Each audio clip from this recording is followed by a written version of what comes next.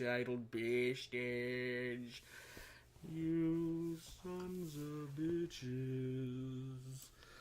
You bastards. So, welcome to another episode of The Fat Entitled Bastards. I am Mad Matt, your host as usual, and with me as always is Quintuple Double. Yo. And right now, I am wearing my NASA shirt because the destination is the moon. The moon. So, what you guys may not know, and what Quincy may have forgotten, was that today is a very special recording day. Why is it very special? Quincy, this is an Epic-sode. An Epic-sode. Okay? So what happens on an Epic-sode is that we reach some sort of milestone, or we do something for like a certain show number or something like that, and we will do something completely off the wall for recording in the essence of like getting fucked up. So like we've done pumpkin spice challenge before. Oh yeah. Okay, that's an Epic-sode technically. That's an Epic-sode. The Four Loko Lost episode is the holy grail of fucking Epic-sodes. Passed out on that one. That was ridiculous. But you know, I think maybe some subscriber marks will do something, take some suggestions, that kind of thing. But there is a specific one that is today. Sir, do you know what episode this is? This is episode 20. And what do we do on Decasodes? World War Bro. It's World War Bro. Wow. And I knew you fucking forgot. Yeah. So Quincy, what is World War Bro?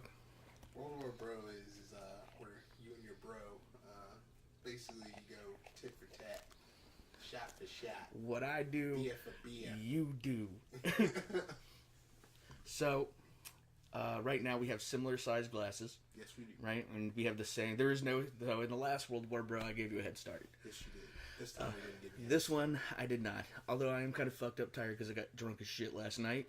And so I only really slept like 4 hours. So there is a slight advantage. I'm susceptible. But today, we are drinking my concoctions, the infused liquor. It's And called so, that. actually, I have it in a skull over here, actually. I really do. See? And so, what happens on a Decasode is that what he drinks, I drink. What I drink, you drink. And whoever is the last man standing or the least amount of totally trashed is the question mark winner. Question mark. And the reason it's called World War Bro is because it's an epic challenge between us, and it's only something dumb fucking frat kids would do in the fuck. Absolutely. And here we are in our 30s trying to do some 20-year-old Some shit. dumb shit that we do in college for sure. My doctor's listening Yes. and judging me. So, one of the things that I've done is I've given up drinking beer because of the carbs for the diabetes, and feeling better because of it, sort of. Actually, funny fact, my blood pressure is like way up. The doctor's like, "Is there anything different with your life?" I'm like, "No." It's like, so literally the only thing you changed is you quit drinking beer. Yes. I can't tell you to go back to drinking beer. So the man was just like, shit. Send him in for the fucking gauntlet of blood tests. I don't fucking know what's up. I don't know what's going on with him. My blood sugar was actually pretty decent. He's probably thinking to himself, is he dying because he's not drinking beer? I might be. What the fuck? I might be. Like my Mind body, blown. my body needs. Oh, what's that black dude in the picture he's pointing to his head?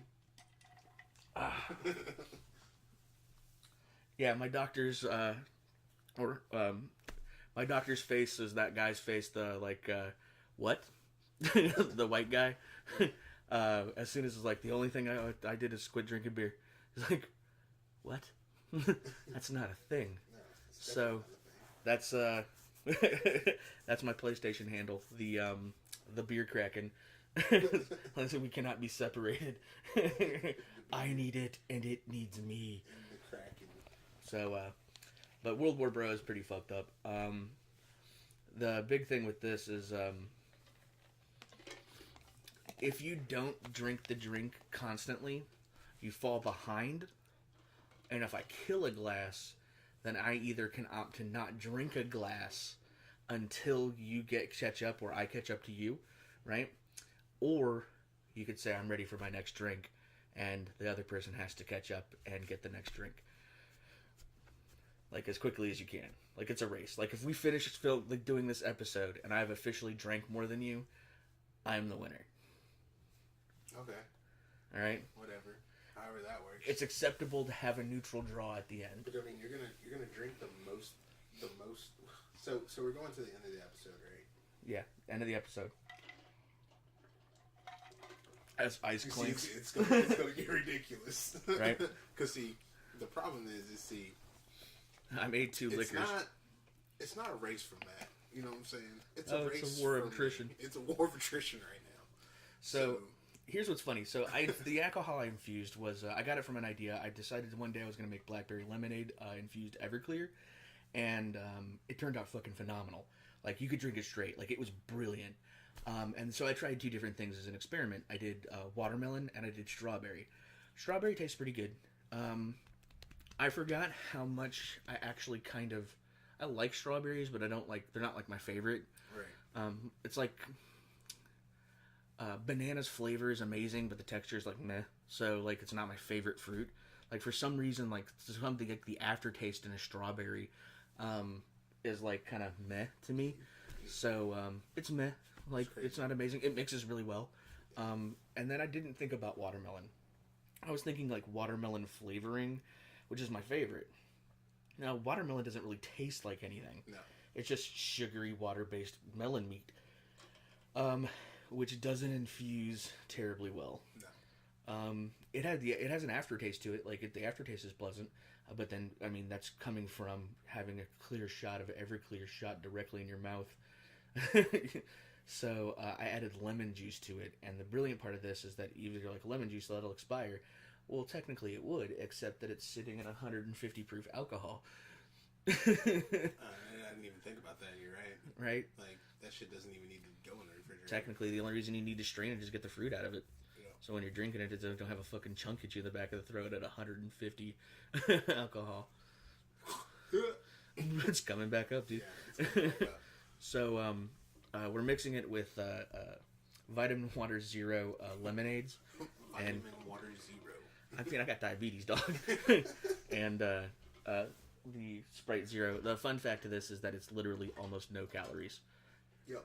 And it's pure grain alcohol, so there's no sugar in it. The only thing unhealthy is the alcohol at 150 proof. So it's like a workout drink. Yeah. So here's what's happened. So you didn't even know you didn't remember it was coming, because I did warn you. Right. It was cut off in the last episode, but we did talk about it in the after show. So, which I fucked up, by the way. I fucked up the whole ending to the after show. What the fuck did you do that? I don't know. There's like a whole fucking 3 minutes missing. I have no idea where it went. Matt is like the king of lost episodes. Like, bro, I'm not an engineer. Probably has like an archive of videos or like I'm just not an engineer, and I need somebody to operate this, because the drunkest guy in the room shouldn't be the one operating the machine. You're not gonna give it to the dumbest motherfucker in the room. Right. I mean, you'll just start looking at memes. I know, right? Exactly what I'll do. Trying to fuck with that. It's too much work. So, it's you haven't been doing anything, but I literally downed one of these bottles this week. Right. As in the 150 proof blackberry lemonade. I drank it all.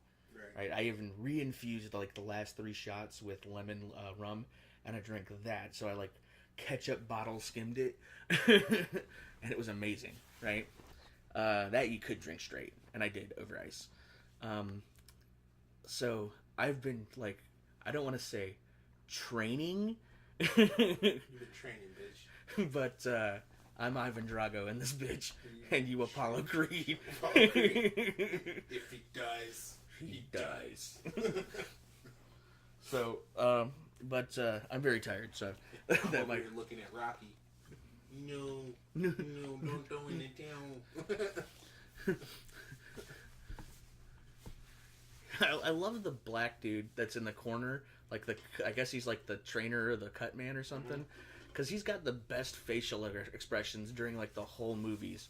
Like every time Rocky's getting his ass kicked, he's in the corner like, "Come on, Rock! Come on, Rock!" Like Mickey, like him and Mickey in the corner is just fucking insane. It's funny. But I'm pretty sure that was like Apollo Creed's trainer. It was. And then they picked him up in this, what was it, the third Rocky movie?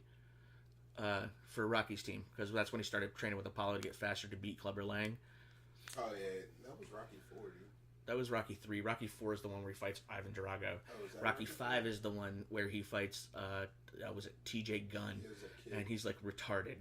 And then you get into Rocky where all of a sudden he's not retarded anymore. And he's fighting Creed. No, it was Mason the Line Dixon. Yeah. So it's clear to me that he can't figure out names anymore. Was Antonio Tarver. But the Creed movie was pretty good. The Creed movie was awesome.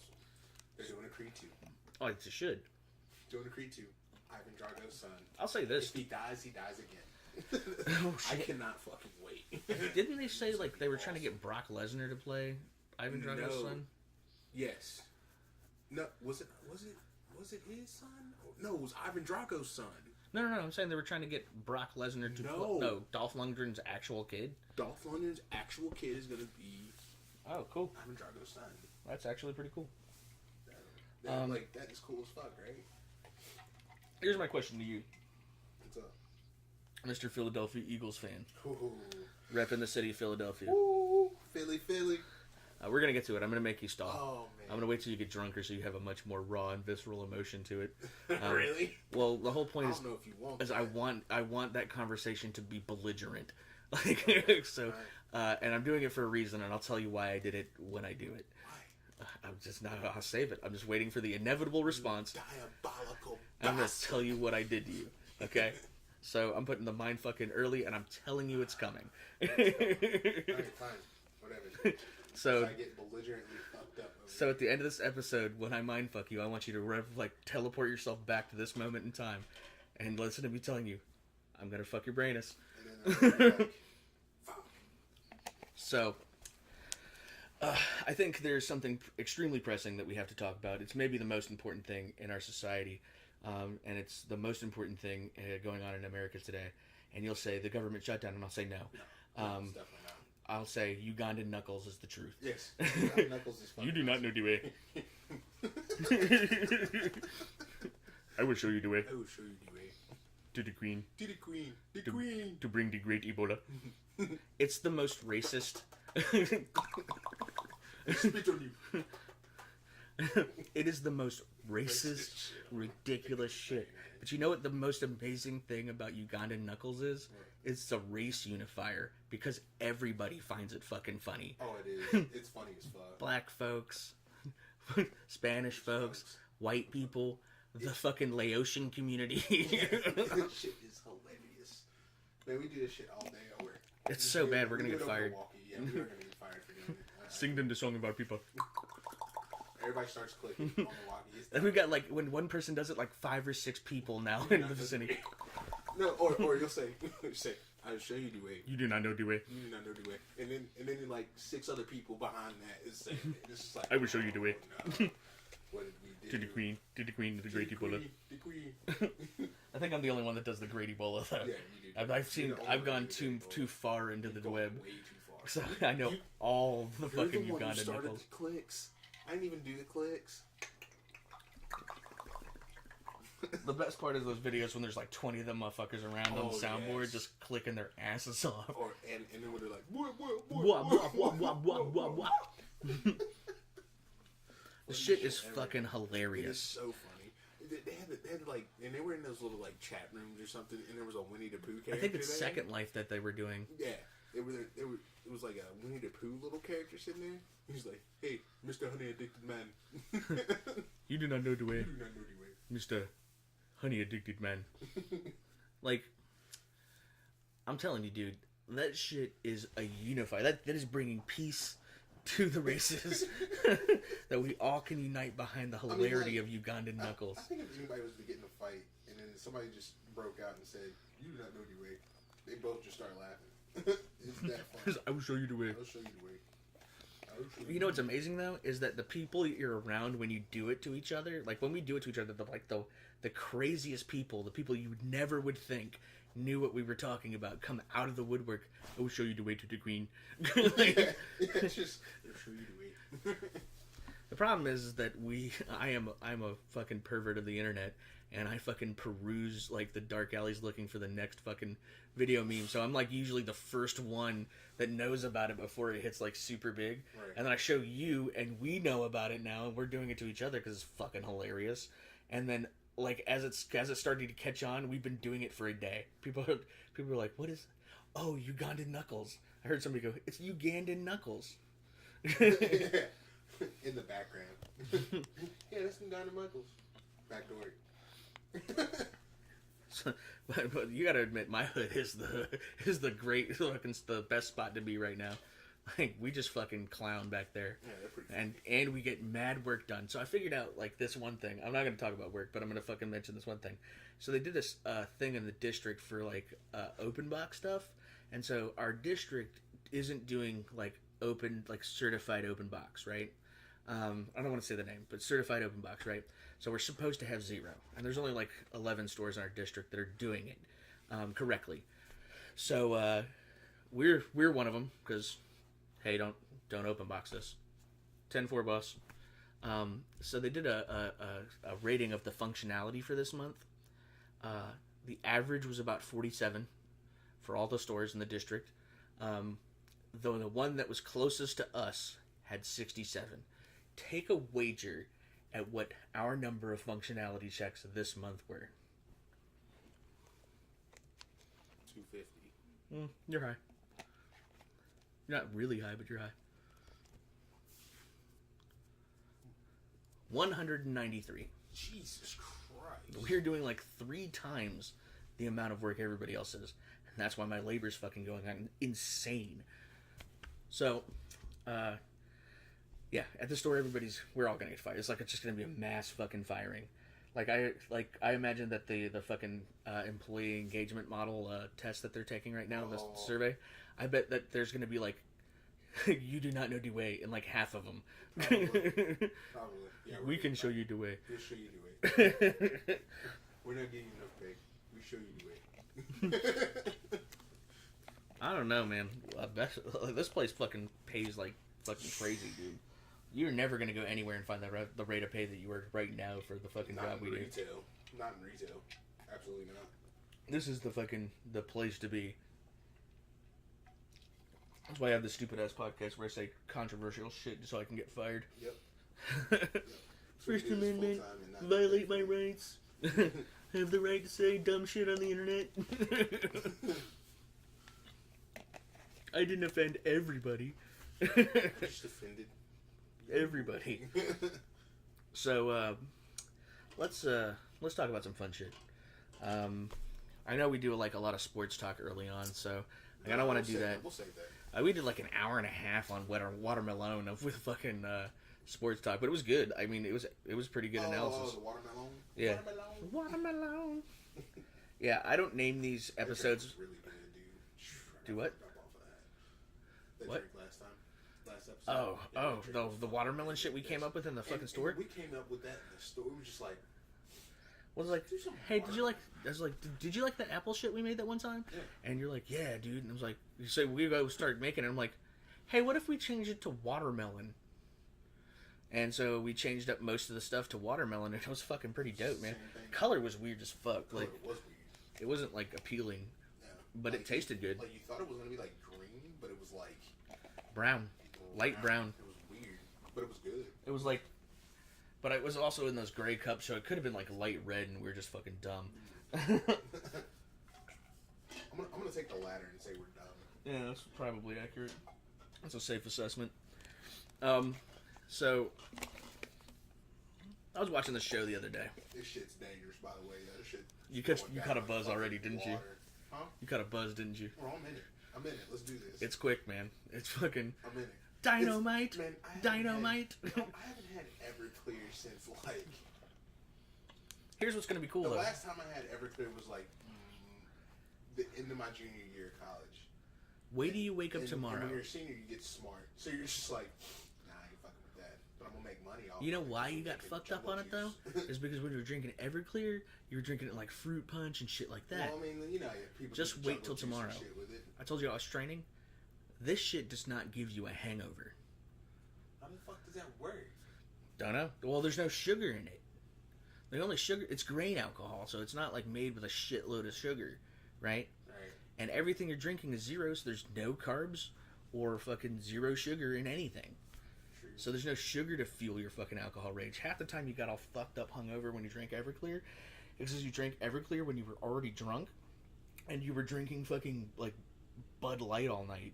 Ugh. So, Ours was Bud Select in college. That was the beer. Bud Select. I think the universe can agree. Bud Select. Yeah. Bud You know, I Select could was drink. the beer. We used Well, to drink didn't those at my drink boy Bud Light. Tom's house because I could literally kill a case of those, like still can, and not catch a buzz. I can drink 24 of those and still be ahead of my buzz. Jesus Christ, bro. Bro, I start I mean, pissing like, them out before they fucking. Well, I mean, like, you drink Bud Select, but I mean, like, you're not just drinking Bud Select in college. You know what I'm saying? Somebody scrounged up enough money to grab a tequila bottle, and you shooting shots of that while drinking the Select. The Select is just to maintain. Basically. It's your drink after the drink. Yeah. Should be drinking Sprite. No. Same thing. Sprite. It's the same thing. thing. So, my least favorite person in basketball is Lonzo Ball or LeVar Ball. LeVar Lonzo's Ball? fine. I actually don't hate Lonzo. I don't hate Lonzo either, and it's funny though. I just want to throw this stat out I here think we 'cause might make a similar point here. I'm a Lakers fan. You know what I'm saying? I'm a huge Lakers fan. I was a huge Kobe fan. Still a Kobe fan. Kobe's best player in the world. Blah blah blah blah blah. Period. And I'm gonna leave it at that. But Lonzo Ball is funny stat. Lonzo was out for like I like this stat. That's a good stat. yeah. Lonzo was out, and I've been watching them off and on because they've been on TV a lot. And I think it's more LeVar Ball, and they just want to see how he fucking reacts. And they're putting Lonzo on TV a lot. And watching the games and watching him play, the kid's got fucking. He's got some skills. He surprised me. He has surprised me. He's got some skill. There's still some pieces that the Lakers need to make it right, and then the team could be really good. But I think we all got off really early because it was just like first 30 games in the NBA. Dad, I'm gonna say his dad's fucking him up. No, I don't. I'm gonna stop you right there. Hold that thought. I'm gonna say this: that we all trashed him in the first 3 games, but he was a rookie in the NBA, and he was adjusting, and now he's adjusted pretty much, and he's playing really well. He's playing good basketball. He's not like an all-star, but he's a guy that you can definitely build a team with. So Lonzo was out. He's been out 15 games so far this season. They've played about 40 games. Right, they're in the half of the season. They're getting to that All-Star break. So Lonzo was out 15 games. They didn't win one of them. 0-15 without Lonzo Ball in the lineup.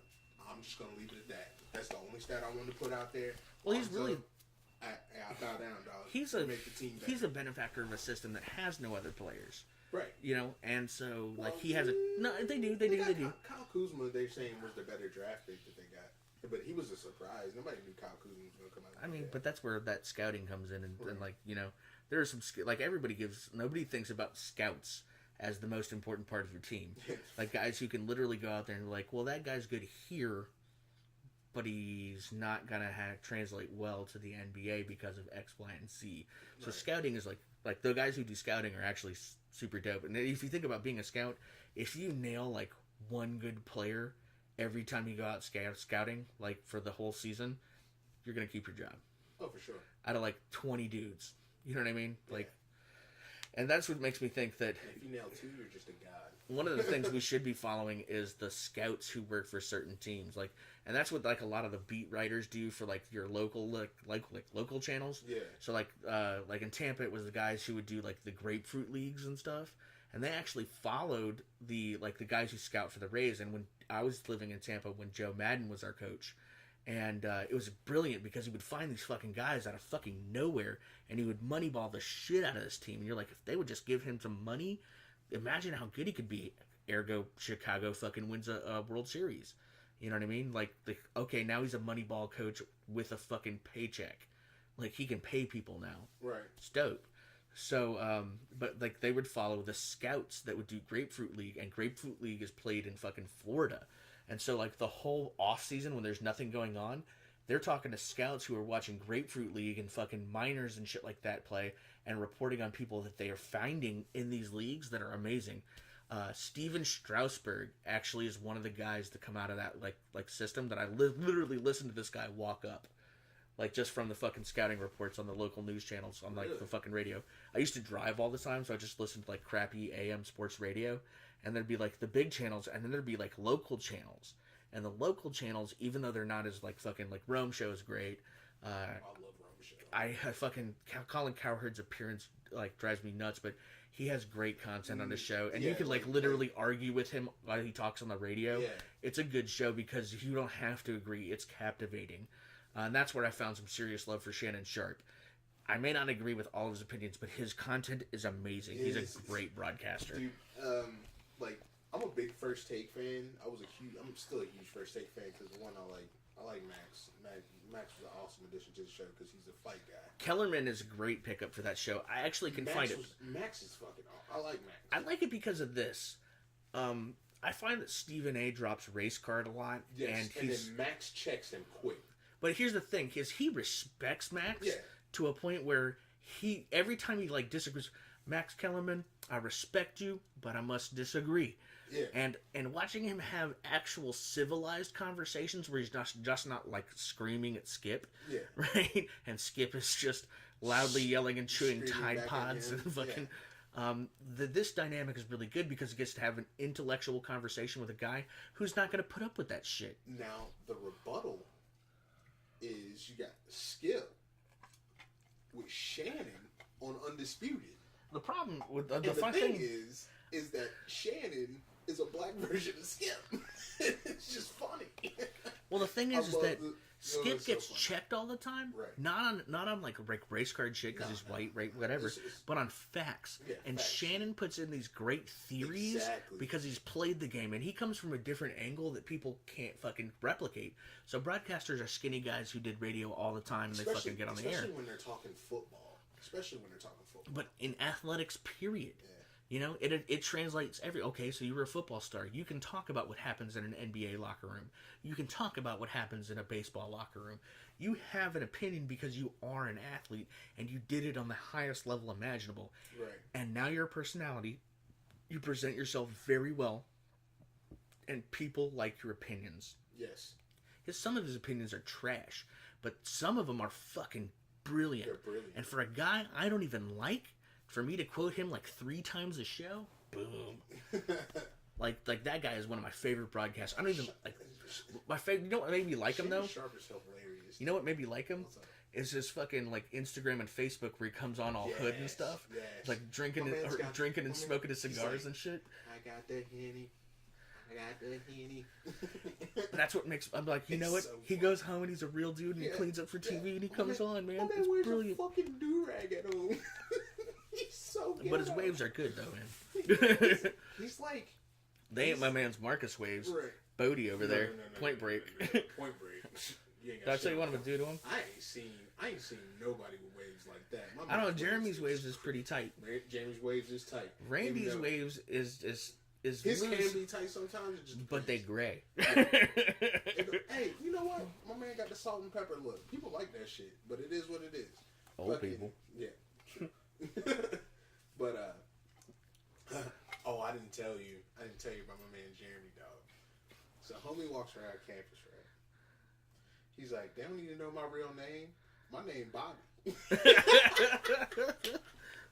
Oh man, somebody's slaying out hoes. I'm not kidding you, dude. I had Bree FaceTiming, and he was like, I guess he was at like the basketball game or something like that at up there in Greensboro somewhere.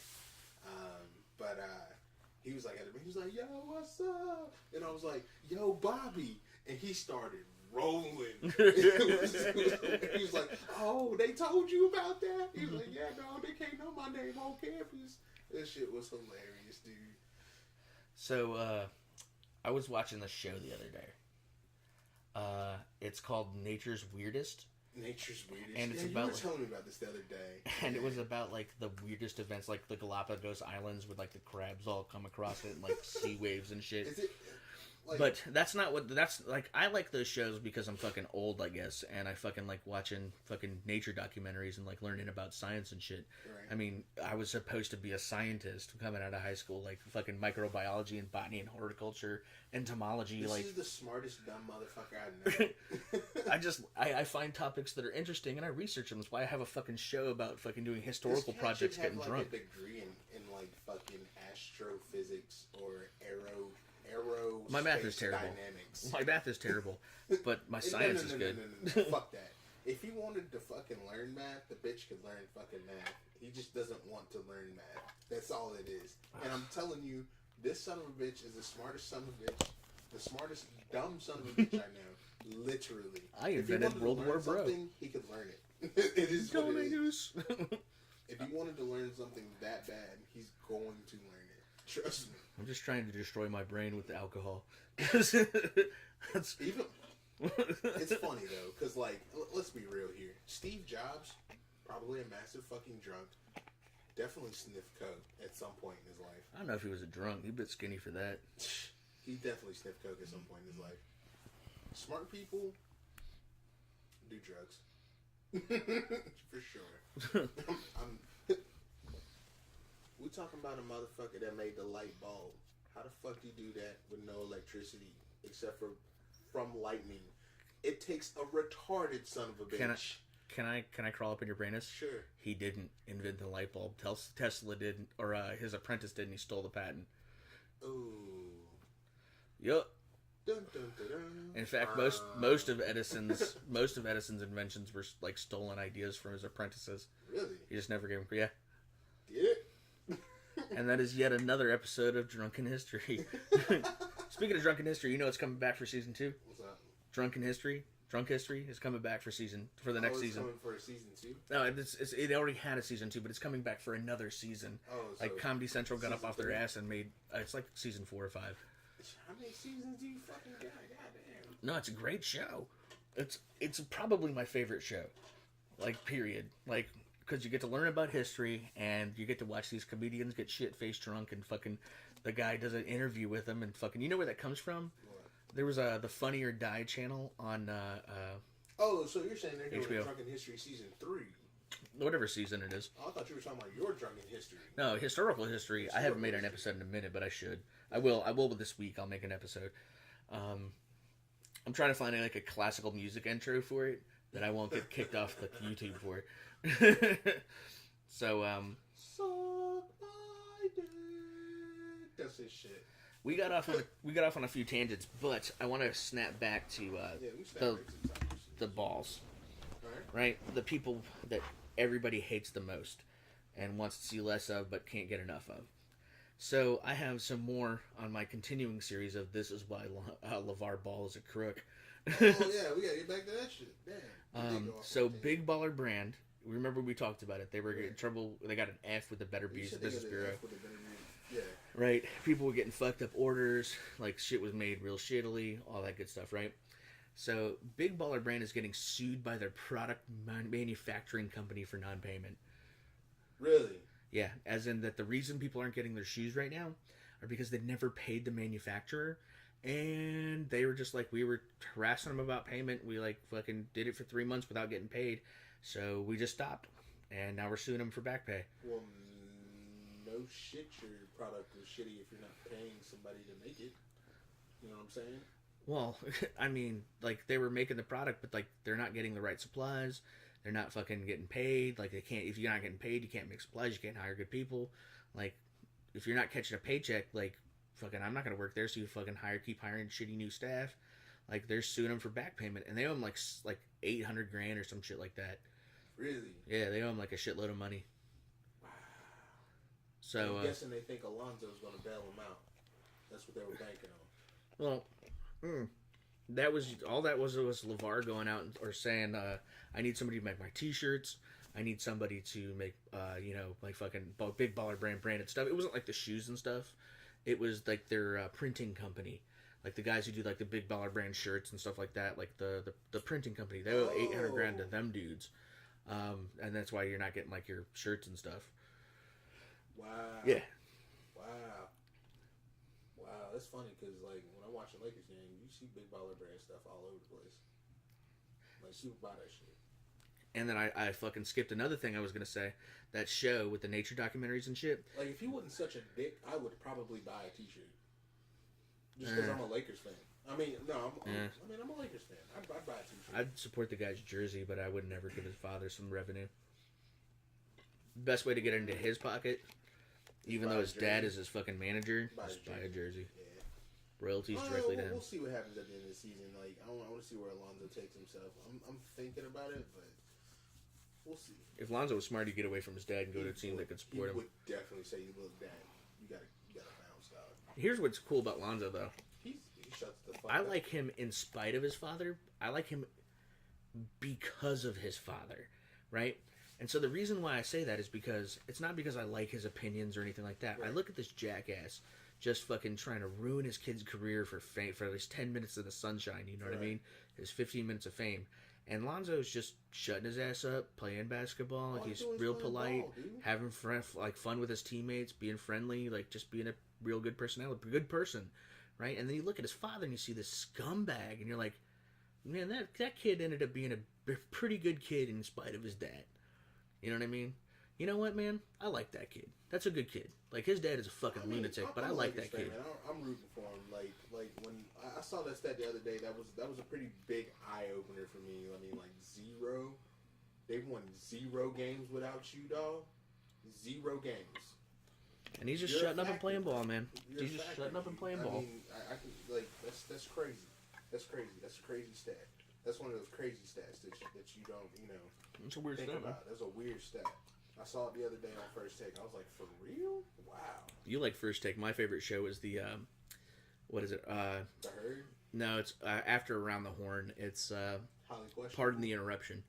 Pardon the Interruption is good. It's a great show. I like Pardon the Interruption. With Kornheiser and Wilbon. Yeah, Kornheiser and Wilbon, sorry. What was the show you just said? Highly Questionable. That was with... Highly Questionable is fucking amazing. Highly Questionable. With Levitard and, what's it, Bohani Jones? Bomani Jones. Bahani's not on it anymore. Well, he was on it. But he's on it. He's on Highly Questionable, like the TV show. I thought he left the TV show. Oh, he's still on it. Okay. Well, they have guest hosts all the time. He's got his own show now, and then you got what's his name's dad? Poppy.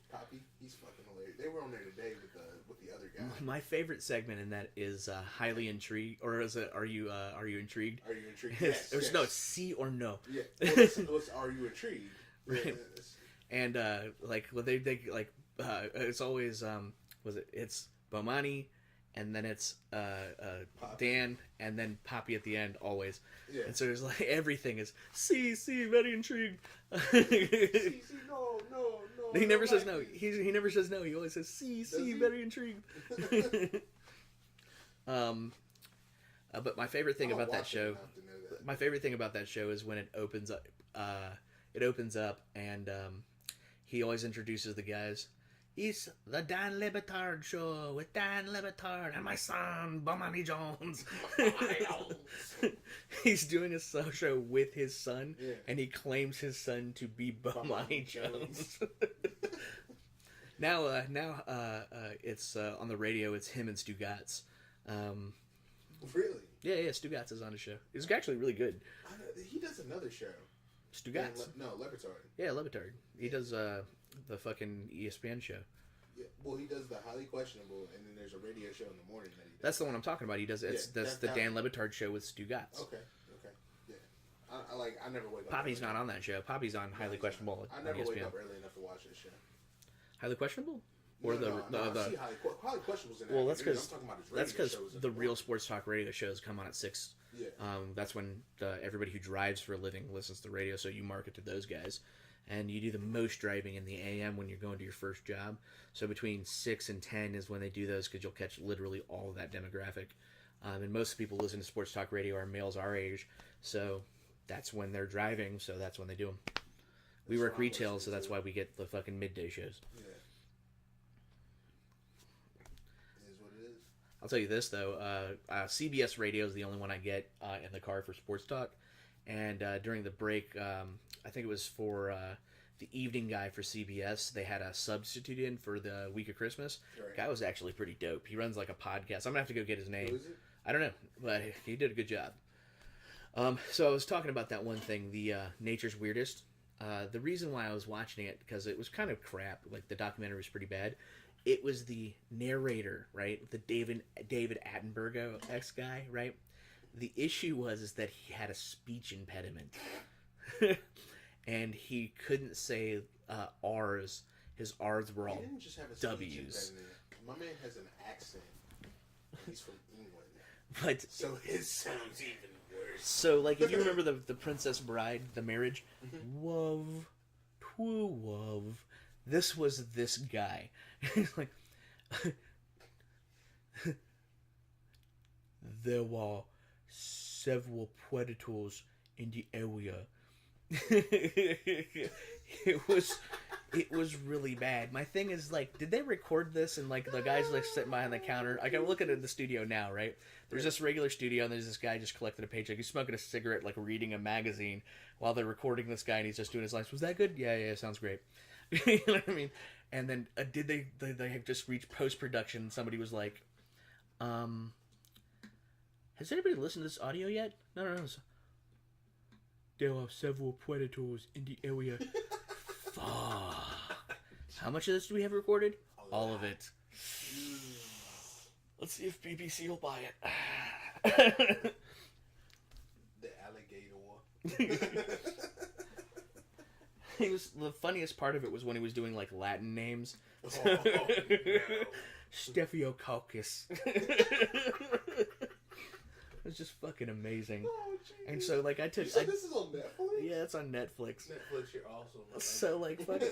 It's just one of those BBC shows, but I just fucking Really? randomly picked it, and it was just fucking amazing. And the funny thing is, the first episode, I was like, there's no way. So I skipped, like, 5 episodes ahead, and it's still the same guy. Seriously. It only gets worse. Like, the first episode is kind of controlled, but as it keeps going on, they're like, no, we like that speech impediment. Go ahead and roll with that. It'll be our niche. Yeah. You're the next David Attenborough, buddy. Roll it. Roll it.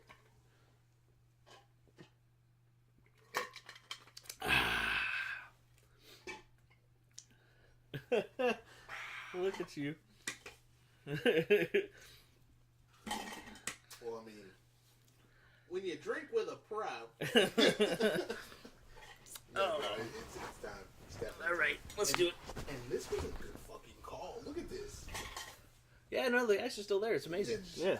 Nice fucking call. God.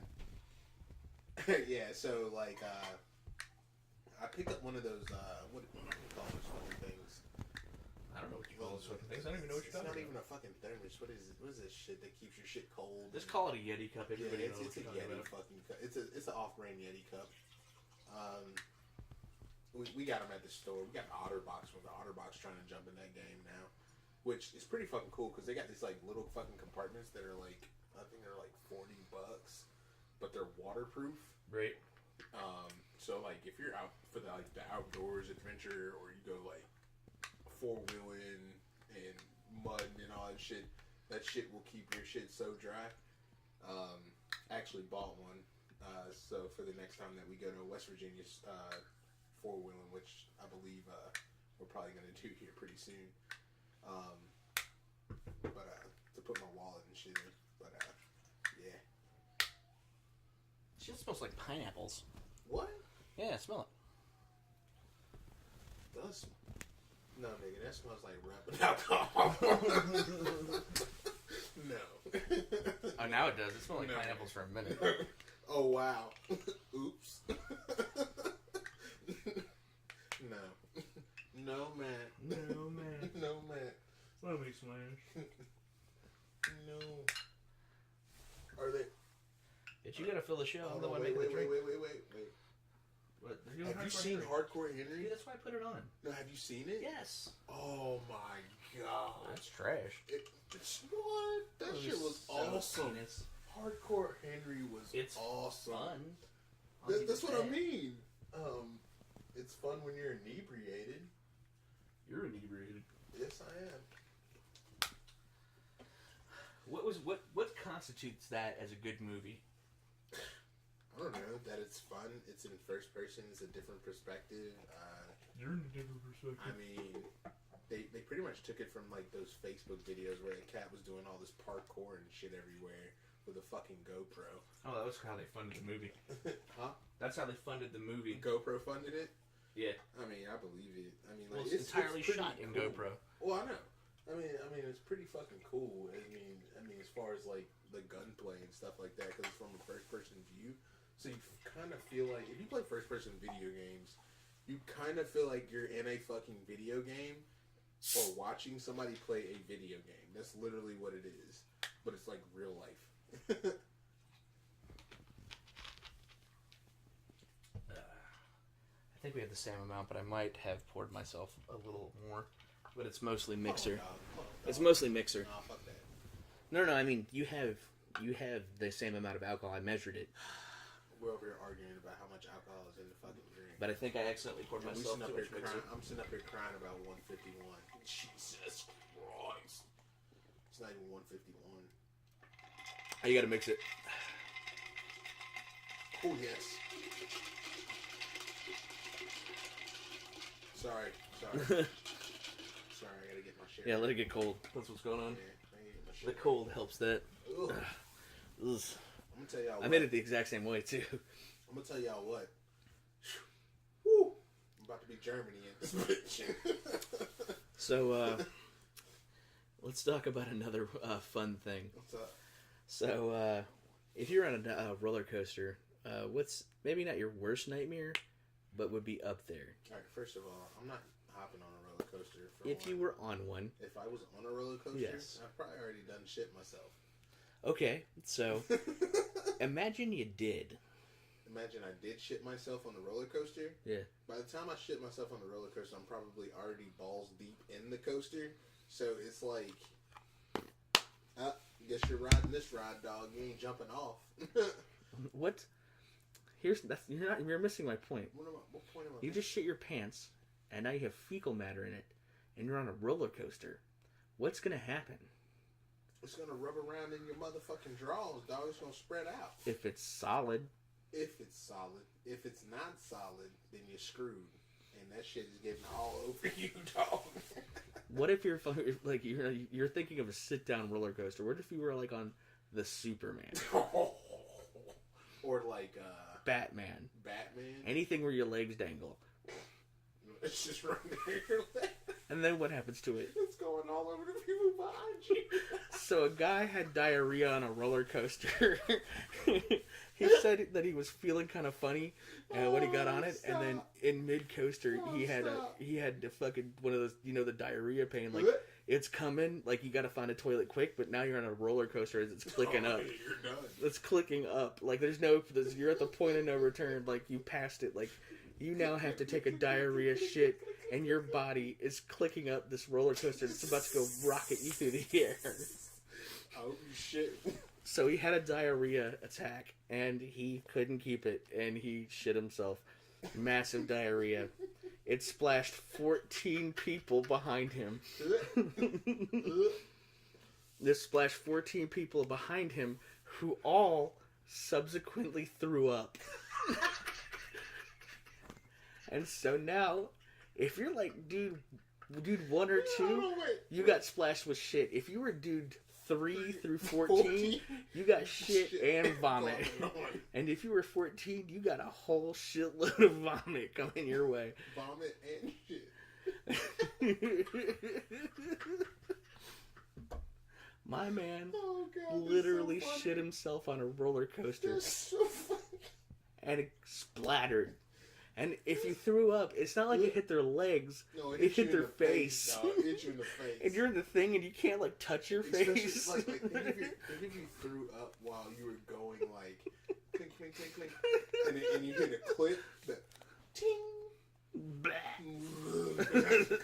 Gale force. It's just G forces. And it's not just smacking you in the face. It's whipping it's whipping you in the mouth. It's whipping the doo-doo air just right into your face. Oh, that is rich. Where did you find That article. Dude, I'm telling you, I'm fucking a monster of the internet. Jesus Christ. I'm the reason this content exists. Some motherfucker's gonna read this. 12 people read this article. Like, 12 people? No, I'm just saying. 12 people read this article. I'm one of them. Yeah, probably. That was in the deep dark web. I bet you Matt has like an account on like the dark web. I don't at all. I don't fucks with the dark web. You know what? We should. We shouldn't. Just to see what's on it, dude. Dude, they're gonna steal my credit and make it better. No. True. I mean, it might be a true fact. I'm scared. They shouldn't give me a loan. I wish a motherfucker would steal my credit. Just please steal it. You ain't getting a goddamn thing. So, let me ask you a question. What's up? Do you think your pets talk shit like on you when you're not around? Oh, dude, that's funny. I read something like that. I think so. Oh, this motherfucker walk in the house. He ain't gonna feed me and shit. Fuck him. What? I'm down here wigging my tail, looking at you, trying to say hello, and you just walk right past me. I'll piss on your door, dog. Yep. So, like Loki, the demon dog, the one that understands the concept of revenge. I imagine he talks the most shit. I'm like, motherfucker, close this door on me, not let me in. So I'm gonna piss all over that door. Fuck that motherfucker. And he pisses on my door, and I fucking open up the step and piss. Like, Loki, you piece of shit. I'm like, oh shit, dog. He knows it's me, dog. Let's go hide, bro. Let's go hide. Yeah. Hit the circle table. He can't catch me there. I totally think that's true, especially for cats. I bet you cats talk mad shit. Shit. Just like you can look at a cat's face and be like, you know how cats look at you like, motherfucker, what are you looking at? Like, what? I got a fucked up story. since we're on the subject of cats looking at you doing stuff. Hey. So my ex has 2 cats, right? Right. And like when we used to smash, it got ugly. like we was doing fucked up shit. Right, and I'd look over and there's the 2 cats like cowering in the corner, like staring at me, like, and I'd just be like, hit harder, fucking cats. Man, it's funny, dude, because like same thing. I mean, you see the cat like looking at you, like it fucks with you for a second, but then the motherfucker be looking at you like. You think that? I'm looking at these cats. They're like, what is he doing? It's like, yeah, what am I doing? It's probably like girl cats, you know what I'm saying? I mean, like, there was like one, like, we had this one dude cat. His name was L. Yes, after Death Note. Sorry. Hey? I don't know. Cat kind of acted like L. He was an asshole. You know what I'm saying? All cats are assholes. And he fucking, that motherfucker, bro, bitch come run. I'll be like, psh, just smack him real quick. And then he look at me like, bitch. Like, cats are the worst, dude. I know they talk shit. For sure. So, like, I just imagine, like sit on top. I'm like, bitch, I'm gonna throw up on your carpet. You know? Yeah. I'm gonna watch you clean that shit up. Clean up my shit over here. Pick it up, bitch. So I'm like, you know this is no. You go outside. Be like, I know. I know. I just like to watch you. I'm just mad. You're just mad because you fucking 200 pounds and I'm fucking 8. But you picked up my shit though. Like, I mean, yeah, you whooped my ass. You pets talk the most shit. I'm sure. My favorite thing is the first time a pet challenges you, oh, like, yeah. like, and you bring the thunder, and they're like, "Oh shit!" Just damn. I didn't think this through. I apologize. Like later they come up, like they slink around a corner, like all ass whooped and shit, like trying to like look at you from around the corner, like, "Oh, you still pissed off? Whip my ass." What are you doing, dog? I mean, I'm standing here and shit. I'm sore, kinda. Like, you want a sausage? I mean, yeah, I want a sausage, dog. Like, yeah, I mean, I'm gonna limp my ass over and go get me a sausage. I'm whipping my ass around now. Like, fucking eat a sausage. Like, we good now? Oh, we're super good, dog. Yeah. we chill, bro. What you watching? Hop up on the couch and lay down. So, like, one of my favorite things to do is we have 3 small dogs. We have a super old dog who's a mini Yorkie. She old as fuck. She's senile as fuck, too. She, like, standing in corners, like, looking at the wall, like, hi, friend. Like, just confused, like, isn't there supposed to be, like, a hallway here? She just needs to turn around to find the hallway. But, like, right. I swear there's a hallway right here, but it's just this wall. Back in my day. She was very old. I was like, Lily, you so old. She was like, yeah, I'm fucking senile. I recognize you, though. I know who you are. I've noticed that she was she could fit in the palm of your hand. Right.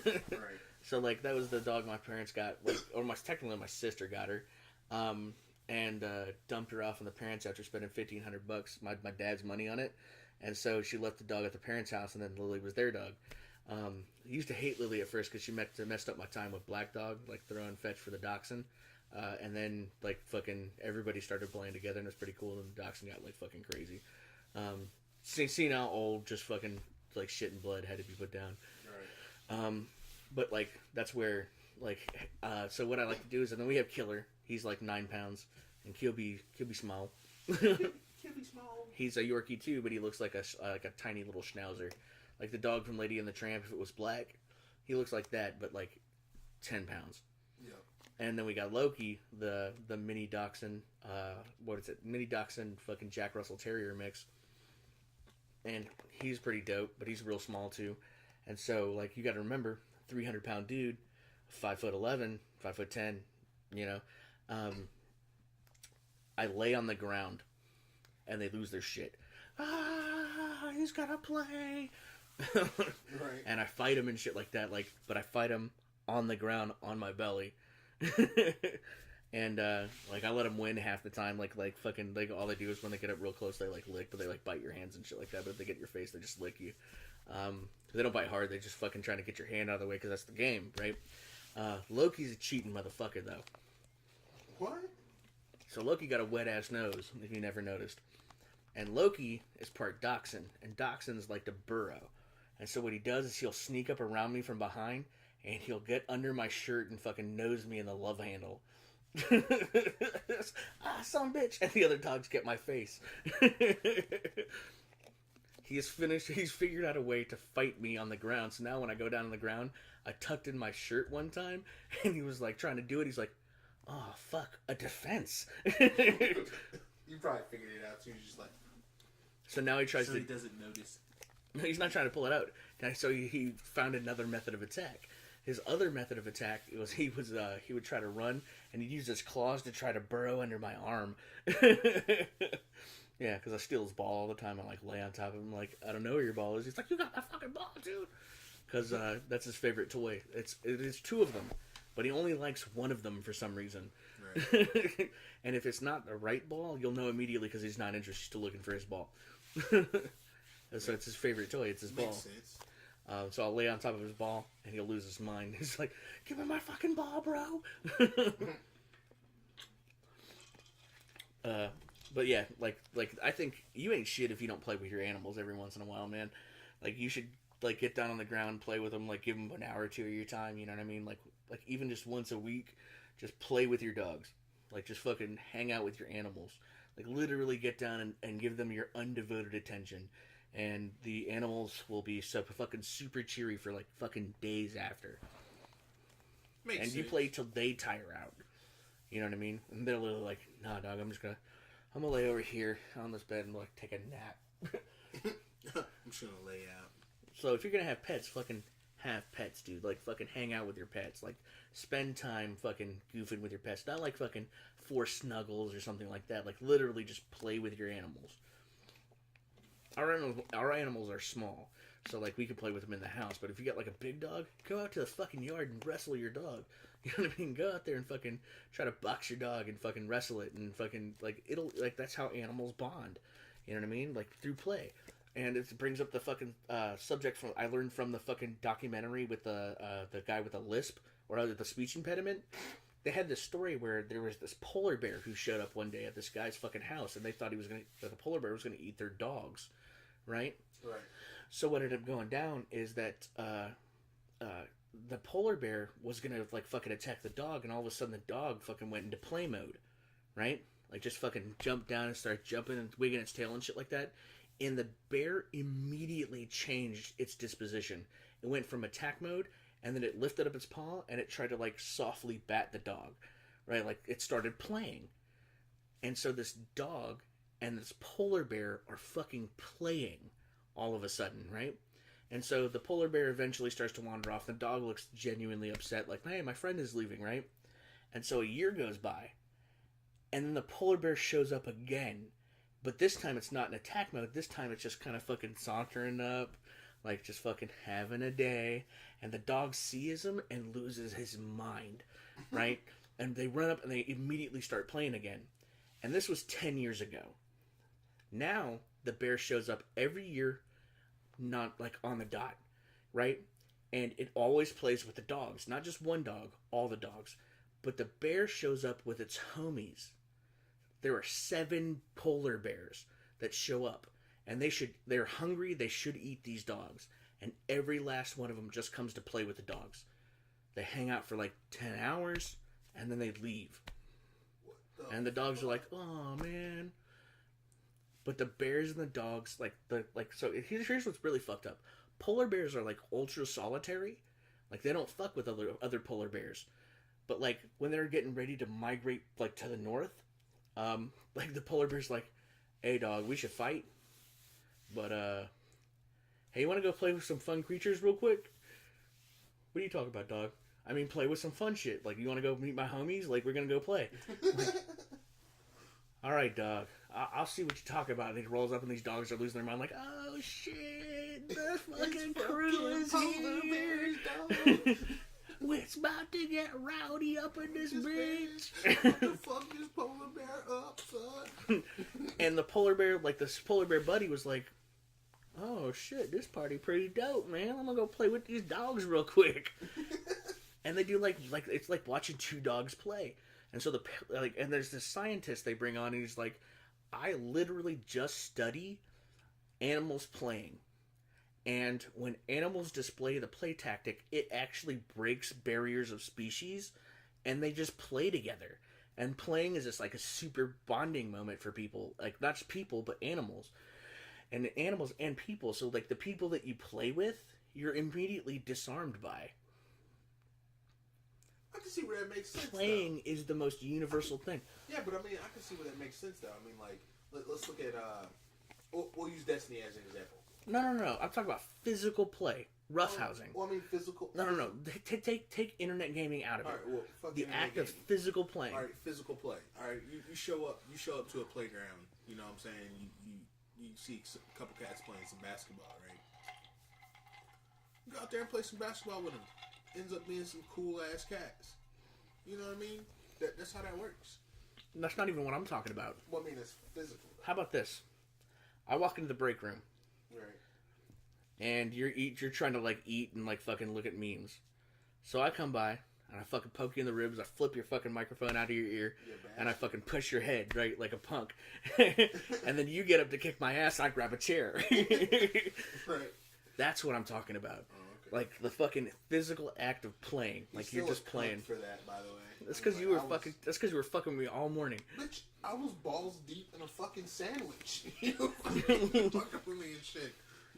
I can't even enjoy the fucking sandwich. A honey badger got to choose its opportunities, man. I was fucking with him while he was trying to do a goddamn schedule, not when he was trying to eat food.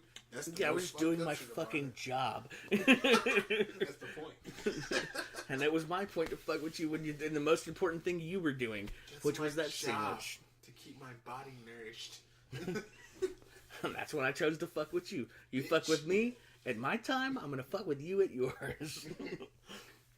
But that's what I'm talking about, is that those kind of things, like when you're roughhousing and you're fucking going over there and you're just fucking having fun, right? The act of 2 physical human beings just fucking with each other, right? Just playing. Like, you're just literally just playing is the most, like, you can't even remotely think about actually fucking that person up. Like, you're like, like let's say I fucking poked you in the eye, right? Like, oh damn, dog. You're like, oh dog, are you okay? That's how these bears and these dogs were. Oh really? Yeah, like the bear bit too hard. The dog was like, oh shit.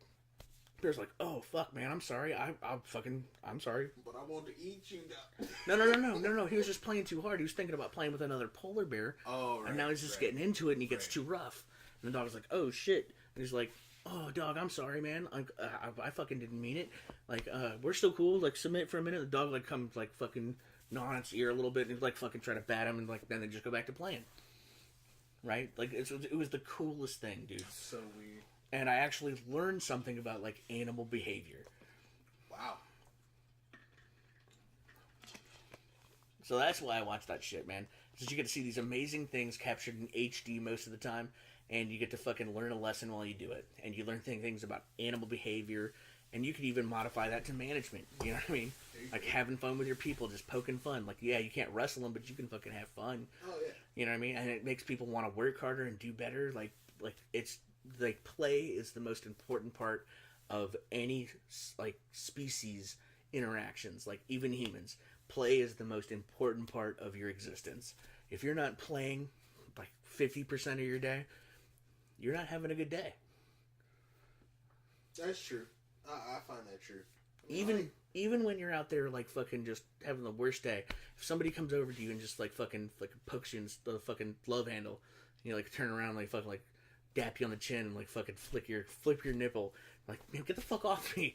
But you're already in a better mood. It's still funny. What the fuck are you doing? Like, get off me, you fucking asshole, damn.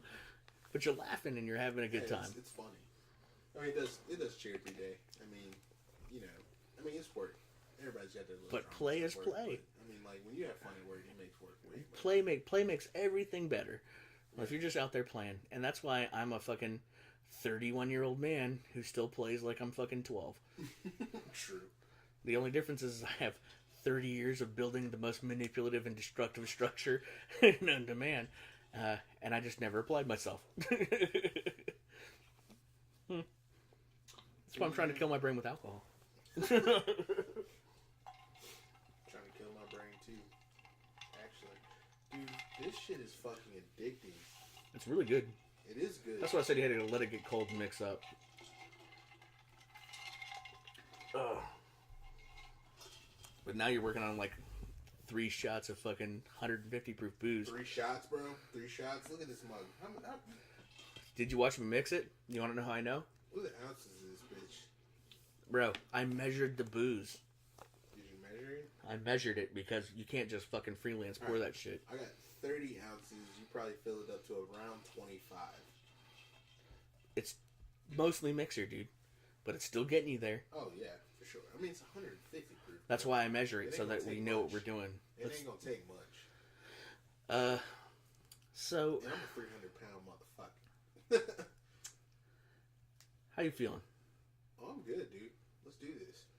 How you feeling, though? Oh, I'm drunk. I'm totally drunk. Drunk? Not drunk. But Okay, I'm well, good. we'll move on to a different topic then. Alright. Alright. So, I have a regret. Hold on, wait a second. Fat Title Bastards don't have regrets. I have a regret. What's a regret? I should have watched Blade Runner 2049 in the theater.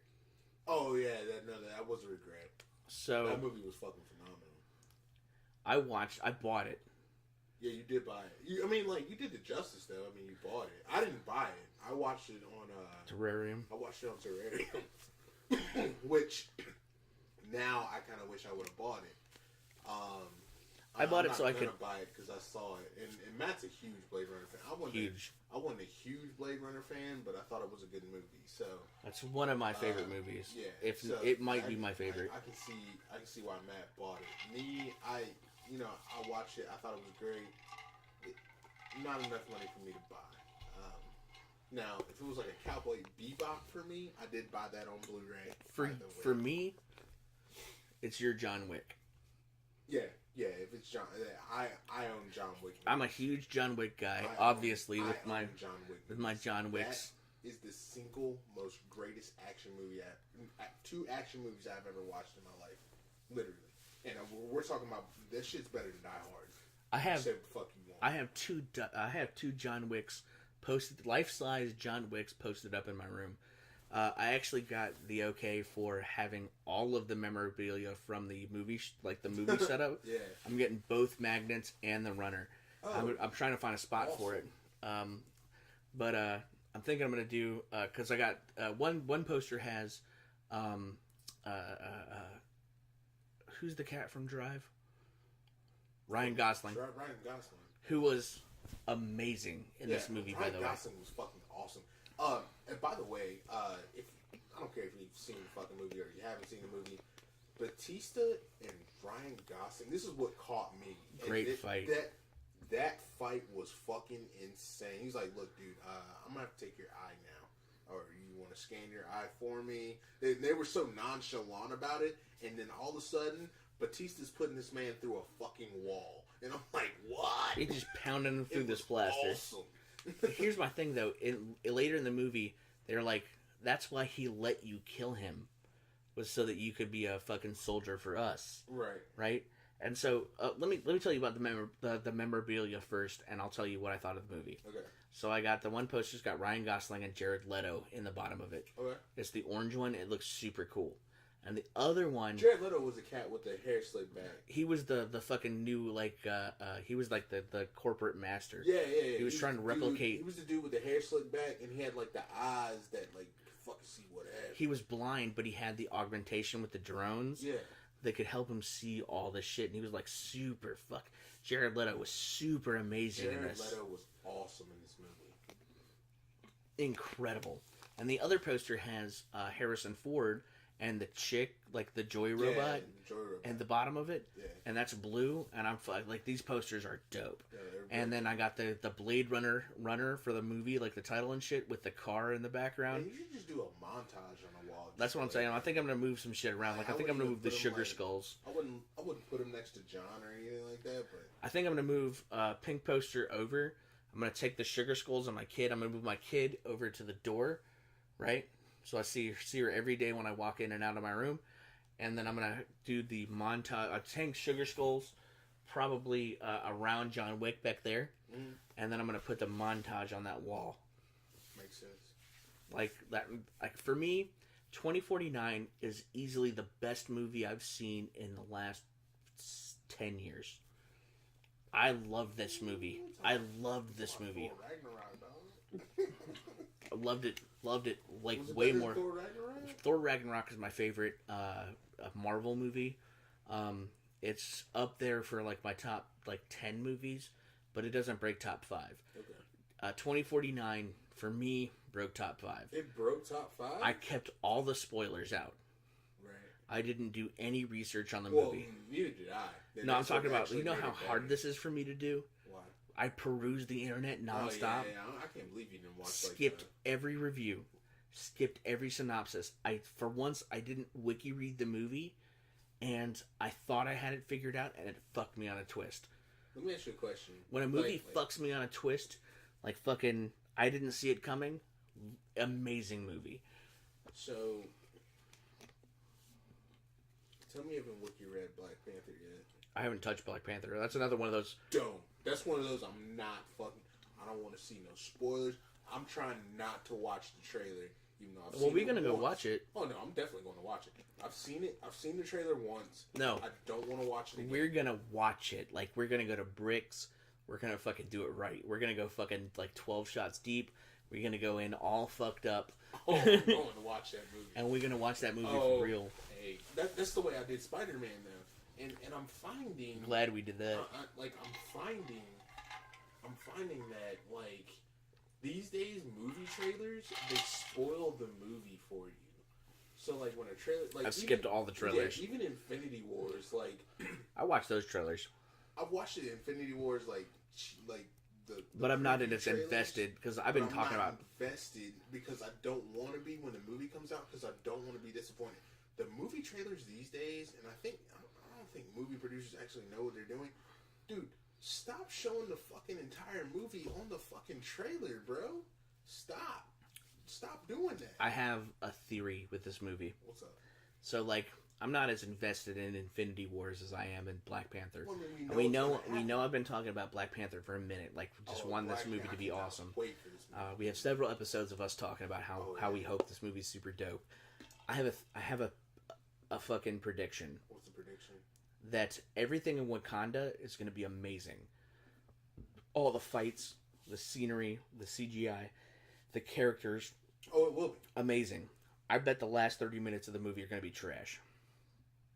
Why do you say that? I saw one trailer. That's why I haven't been watching any of the other trailers with them fighting in the city. Right. And they have the duplicate Black Panther costumes with the different neons on them fighting over the cars. Right. It's going to be cool as far as visual, but for storyline, it's going to be ass. That's my prediction. All right. Here's my thing with that, and I think it's the finale of the movie. And here's my thing with it, and that's what I'm saying. That's some shit you should leave out of your trailer. That's some shit you should leave out of your trailer. The whole thing with it being Wakanda and all that shit, that's the shit you should focus on. Keep it in Wakanda. Keep it in Wakanda. Anything out of that, anything that has to deal with storyline, anything that has to deal with main villain fighting hero, leave that shit out. I don't need Captain America supporting Black Panther. I want a solo Black Panther movie in Wakanda. I don't want to see any other heroes in this. I don't want to see fucking. I want to see him and your boy going at it the whole movie. I want to see him and Michael B. Jordan doing work. The problem is, I think this movie is going to be fucking phenomenal. Why?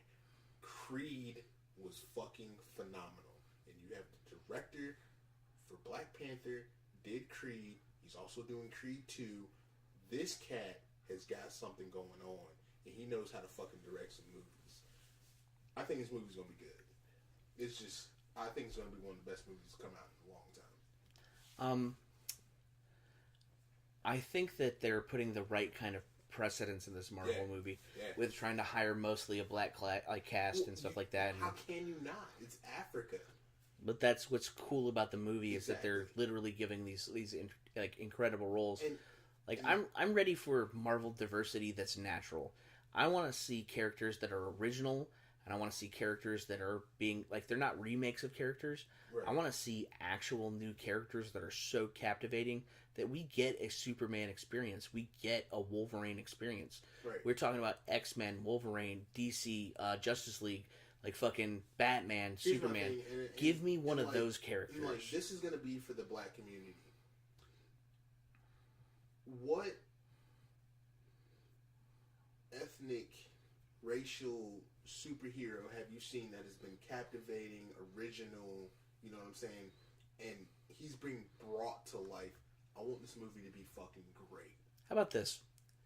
Give me a gay, black, female character who is not Magneto, but discovers that they have a power of magnetism. And make it electromagnetism. Mix it magnetism with electricity, right? Okay. And then call the character I don't know. But then you have that character establish themselves in a fucking Marvel, let's say DC universe. DC universe, yeah, right? That makes sense, right? But it's not hardcore. I can manipulate every metal on Earth, right? Like Magneto, right? But make it electromagnetism where you can attract and repel, or you can throw lightning bolts, or you can do kinetic magnetism. You can fucking manipulate something in midair and throw it at somebody, almost like telepathy, but it's electromagnetism with the other powers. Right. And then have them start out in the fucking Green Lantern universe. Red Lanterns are coming into Earth, and all of a sudden this person repels them, right? Just with their natural powers. So you make them Omega level mutant, you make them powerful as fuck, right? And then you decide, okay. So what's the story arc? Well, this gay, black, female character who has these Omega level powers is also a Muslim. And you're throwing in the struggle between holding my religion sacred and being the person I want to be. And then tie it into a storyline. Let's say that you are a genetic benefactor to some sort of royalty, or maybe a super powerful league of people who thought powers were mage skills or something like that, and that you've been growing up around this society, and that there's your foil is this person who has a different set of powers, but they're identical in your success rate, right? But they've been doing it the fucking hardcore way towards the religion and towards the rule sets that are set in place, but they're super douchey, right? And then your foil is that character, and then you create a completely independent storyline, creating so many ethnic diversities, right? And you're giving it original storyline content, and you're giving it original powers, and you're giving it real-time feel. These are stories from characters that don't exist, that you've made, and you're truly taking these characters and creating them. Shut the fuck up. All I'm saying is, if motherfucker writes this shit right now, and you listen to this, and I know this is some bullshit fucking podcast that we do, I'm just off the jump, and it's free, and what the fuck not. If you write this shit, we coming after you for royalties. Fuck you. But that's what I'm saying. It's so easy. We can patent, bitch. TMC. We whatever. can drunkenly brainstorm this shit. Yeah, we could. So why aren't we creating characters that are captivating that people want to read about? I would read about that story all day. I mean, the problem is, one, I can't fucking write, and I'm fucking trash at that shit. But there are people that can write that are thinking so narrow-mindedly about, like, okay, let's make Thor a female. But the Odin Son storyline is fucking way better than female Thor. Absolutely. So why are you putting all this writing effort into making the Odin Son great, but you're not putting the same effort into female Thor? Because it's female Thor. Well, she had cancer, and that's Thor's girlfriend, and then she became worthy because Nick Fury said some shit, and then the Odin Son fell from grace, and then he got all these extra powers, so he's still super powerful, he's still Thor, but he's not Thor, technically. And they're like, well, we're bringing Thor back. Fucking predictable. Alright. Right? Thor's gonna re-get his hammer. He turned down a false hammer. He wants his hammer. Jane dies from cancer. Oh, now we need a new Thor. Thor feels sad. Thor picks up his hammer again. Thor's new Thor, but he's super powerful. Oh, and then because the movies had him lose an eye, he's gonna lose an eye. Oh, it's so good. It's such a good idea. Like, that's so shit, man. It's so shit. Like, give me some characters that you put some genuine effort into that were naturally developed. And the only way you can do that is by hiring creative personalities who are minorities who can fill those roles. You know what I mean? If you want to start, like, racially and, like, religiously and, like, fucking diversity-wise developing characters, then hire the people who live these experiences to write about them. Don't hire fucking white people to interpret what they think fucking racial diversity should look like. Right. Let's make a Muslim female Miss Marvel. Miss Marvel was a woman, rogue stole her powers, and then we had the Mr. Marvel. Let's just make it like she was white. Let's make her Muslim instead, and just do that. It's just crap. Miss Marvel, what are they doing? Like they're gonna do the white Miss Marvel. Well, of course they are. But that's just the thing, is that like are they still doing Ronda Rousey as Miss Marvel? I think they hired somebody else. Probably would have been a good idea. Considering. That's what I'm saying, man. Like, if we're gonna diversify, let's diversify from source. If we're gonna go from source of Miss Marvel, it's a white lady. It is what it is. You know what I mean? Like, I like your thinking though. Let's create a new character. Let's not say. You know what character I like? What? Ironheart. Ironheart is the black chick that took over for Iron Man. Okay, yeah. I was just gonna say that. Like, that is a truly unique, cool twist on a character. Black chick, and it makes sense. Went to MIT. Had the same, like, she's a genius. She's a fucking genius. She had the same ambition as Tony Stark. Tony took her under the wing, kinda, and, you know, gave her a suit. And then she fucking took it on by herself and then created better. You know what I'm saying? I like that. That was cool. That was a great idea. That was an awesome idea. Right? How about this? Let me throw something at you. Let's say you got Doctor Strange. Okay. Right? And he's getting kind of long in the tooth. This could go wild. I like let's say we're going to pick it up from right now. Okay. Doctor Strange, we have a timeline for him on his date of birth and where he is now. Right. But let's say he's fucked around in the cosmos so much that one day he just comes back and he's like 85. Okay. Right? He's fucked around in timelines and cosmos, and he just comes back one day, he disappears, and 10 seconds later he comes back and he's 85. And he knows he has to fulfill his prophecy. He's been alive for fucking, let's say, 10 generations. Okay. Like, let's say 1,000 10,000 years that he's been alive. 10,000. And he comes back and he's 85. Right? That's centennials, dog. And he's like, I have to teach somebody my ways, my magic, and I have to prepare them for what's coming. Because I've lived 10,000 years in the future, and I know what's coming, and we can't beat it. So let's make a new Doctor Strange. Let's call him, or her, Professor Odd. Just let's put it out there. Professor Odd. Just that's not the name, but you're troubleshooting. You're troubleshooting. You're troubleshooting. You're giving the character a name.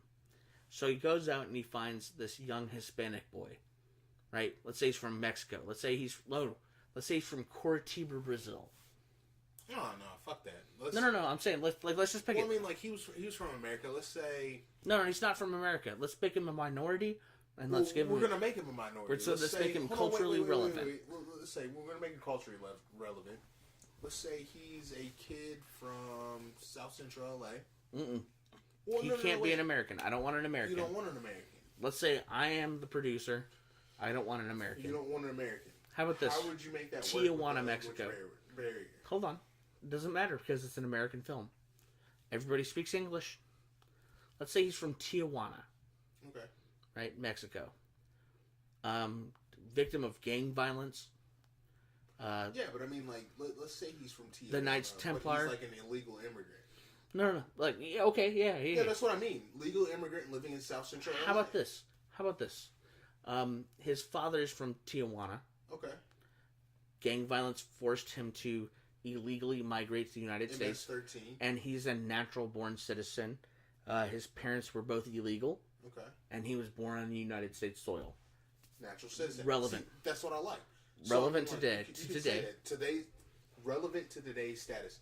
Like, I mean, I was reading articles the other day. Like, ICE was taking guys that have been here for 40 fucking years, and are like it's doctors a fucking crime. and all that shit. It's crazy. It's a fucking crime. But I mean, like, all right, back to topic. But I mean, like, we're talking about relevance. That's all we were talking about. Okay, but I like that. I like that story arc. Socially arc, like. You know what I'm saying? Here's the thing. That would make it relevant. Now, an 85-year-old Doctor Strange is teaching a young immigrant from South Central LA, 18-year-old kid, right, how to be the next Doctor Strange. Exactly. And he just happens to be good at science, history, math. All the fundamentals are there. He's a super brilliant student, right? He's super cocky because he's winning all these like debate leagues and shit like this. He's a teenage kid. He takes elective college courses for like molecular biology and shit like that. Yeah. Right? Like he's following in the footsteps of Doctor Strange when he was a doctor. Like he's going to become like the world's best neurosurgeon. Like that's his potential.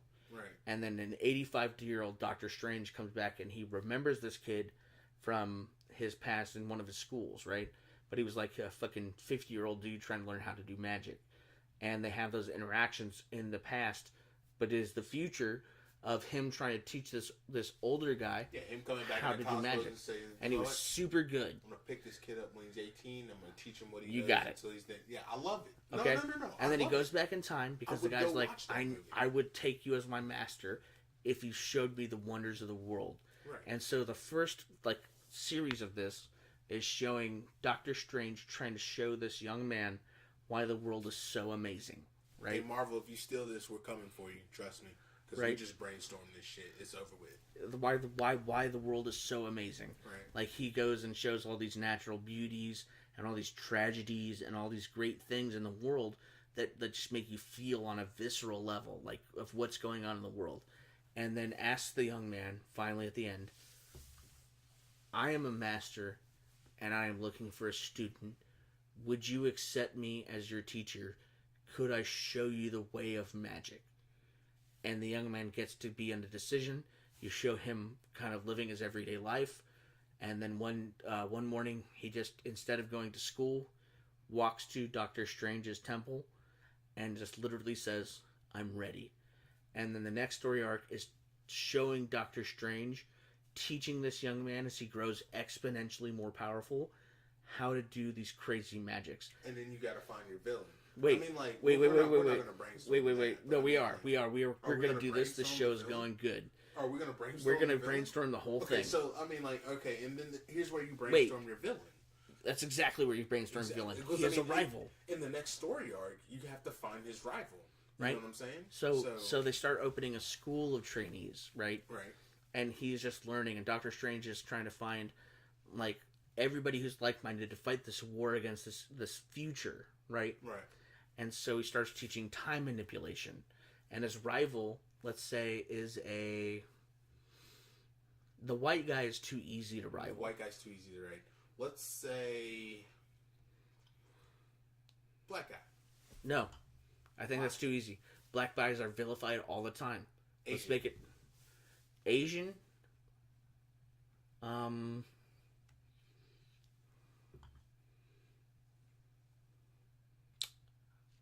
about this? Remember Attila the Hun? Okay. Russian Asian.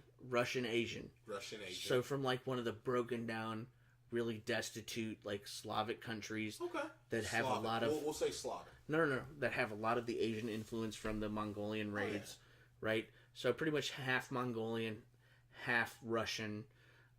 Let's say comes from like the war-torn past, like fucking families all dead. Like should be the hero of your story, right? Okay. Yeah, I like it. But instead he falls into this time magic and starts to obsess about how he could go back and save his family. Come to the dark side. And because she keeps fucking with time, let's throw a caveat on it into this. Let's take a Harry Potter twist into it. Okay. Magicians who fuck with time get fucked with, right? So he finds out that he can't fix the past. He can never fix the past. Okay, so we're talking about like a Barry Allen Flash situation. And he loses his mind instead of becoming the hero. Okay, cool. So his drive is he never wants another child to feel what he felt losing his family. And so you get the paragon of the guy whose family struggled to do everything for him, and he's technically had all these great things happen for him, had all these mentors, Latin individual, had all these mentors and people who were trying to guide him through his life, and this guy who just happened to find a master and had no positive influences until this point, and took the magic he saw to be able to make his life better, and lost his mind because of it. Okay. Right? Let's make them the same age. Yeah, but let's say I would say make them around when the guy comes 18, when the 21. villain comes back, he's like 38 because he started walking down the same time pebble that Doctor Strange has. Okay. Right? So now you have this 21-year-old dude with all the right things that happened to him versus the 38-year-old dude who has vastly more experience than he does. So you're saying like the villain, but not the same kind of magical mentoring. Well, wait. So like the villain was once Doctor Strange's apprentice, right? And found other magical masters throughout time and trained with them. But they started at the same age. Right. Right. But because of the time magic... No, I like it. Because of the time magic, he jumps through times and finds... Let's not even do it an even number for our protagonist. Let's say he's 19. 19... I said he was 21. Okay, 21, whatever. I was saying 18 or 20. But, 21. We'll start at 21. So, let's say he's 21, right? This is where we're getting. That gives like 3 years from high school. Yeah, he's 3 years out of high school, right? Don't he's just shush in college. me, Huh? Don't shush me. Shut. Say shut the fuck up like a man. Well, shut the fuck up. So, he's 21. Pause. Wiggle your glass.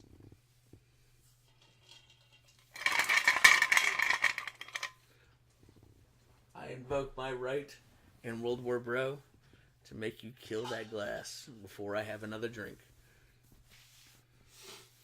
I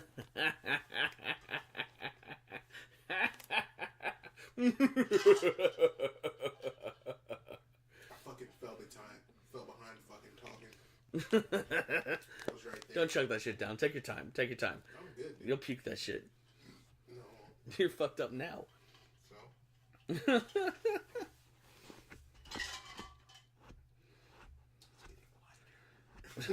So, let's say he goes through time and he finds evil masters to show him like the most shortcut way through magic, right? Like the most fucked up shit he can do.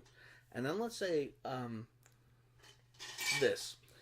Uh, let's say he comes back in time to defeat his rival, because all throughout time, he kept fucking fighting this guy, and he was always just a little bit better, and he couldn't figure it out.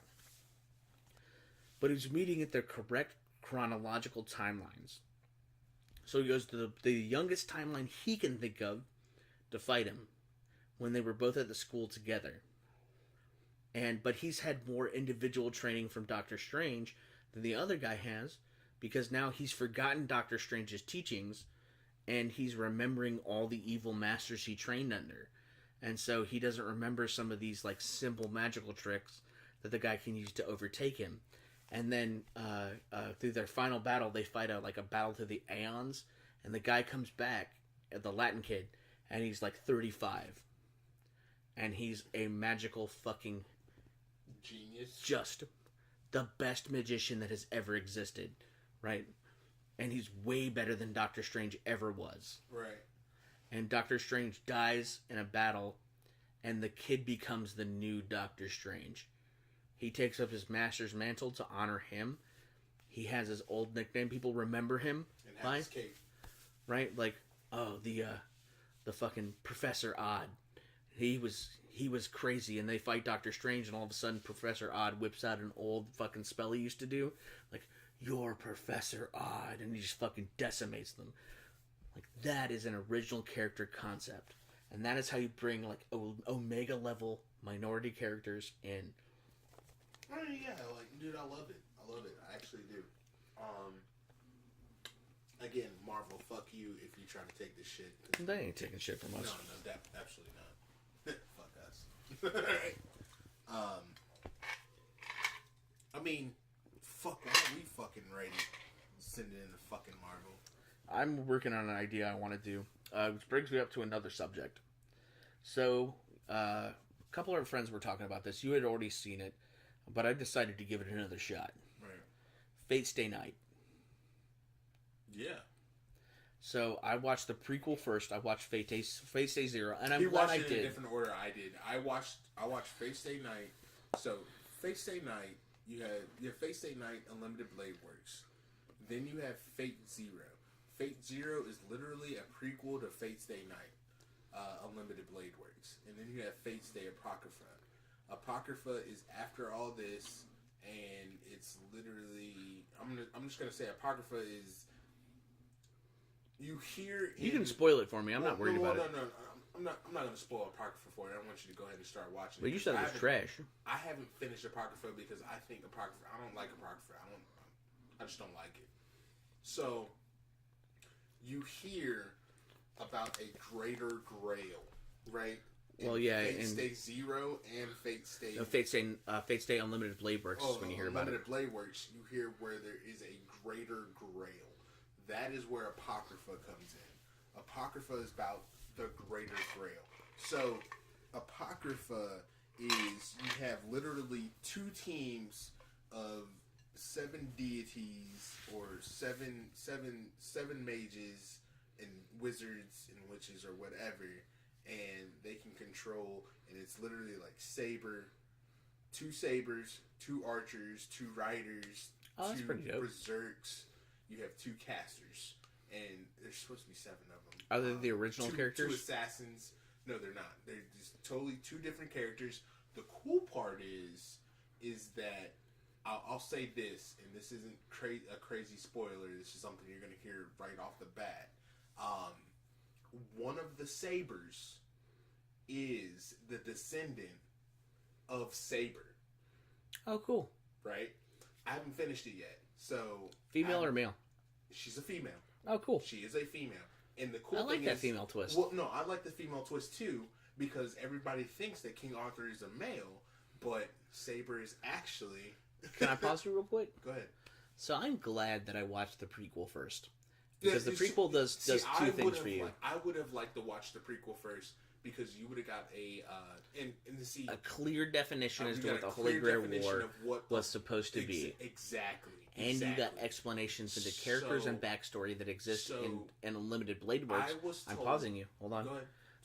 You get these characters from Unlimited Blade Works, and they make so much more sense now. They do. Like, because you get to see, was it the Von Icebergs? Yeah. Their representative is actually the like stepsister of Shiro. What's his last name? I can't fucking remember. It's like Imura or something like that. Shiro Imura or whatever. Yeah, he is a stepsister of her. But the cool part is that what'd you say the last name was? I'm sorry.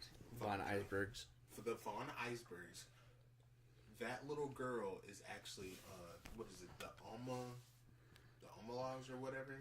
She's. Are you talking about the fake homunculi? The homunculi. She is actually a homunculi human. It's weird.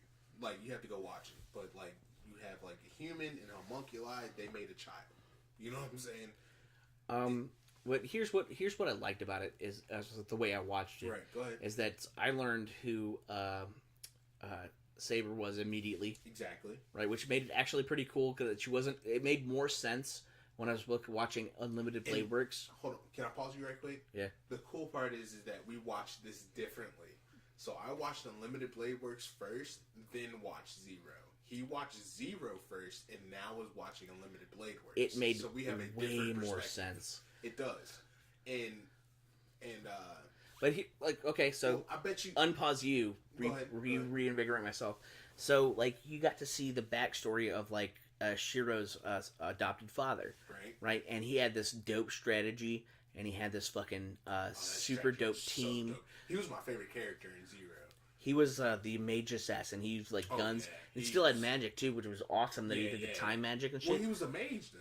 But like, what was cool about the bridge, like you don't realize between Zero and Unlimited Blade Works, is that with Shiro, he only taught Shiro 2 types of magic. Yeah. But when he was a magician, he only did 1 type of magic. Right. So what was cool is that why be like this fucking ultra magician? I'm just going to teach you how to be super good at this, and then use that to your advantage. And what was cool is that you get all these like different like setups to the series because they realized they had to explain shit, and so I got the explanations before I watched the actual content. Exactly, and now that he's watching Unlimited Blade Works, he has a more of a. I still got caught with a twist though. Yeah, I'm sure you did. I mean, like, I would have got caught with a twist. I did not know that Shiro was going to be Archer. That's crazy, right? Though that's a cool twist. That's a great twist. That's an awesome. But twist. as soon as you spoiled it for me, but it was. I did spoil it for. I didn't mean to. I thought he had seen that before, but that was my fault. But as soon as he said it, like all the pieces clicked into place. I'm exactly.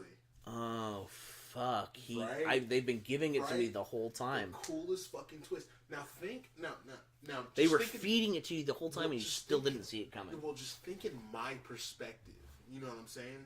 Just think in my perspective, where I watched Unlimited Blade Works first, and then watched Zero.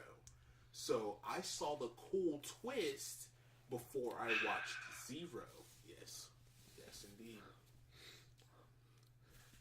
Chugging brandy. Oh, you had to take a better sip than that. Oh, really? Oh yeah, man, I drugged that.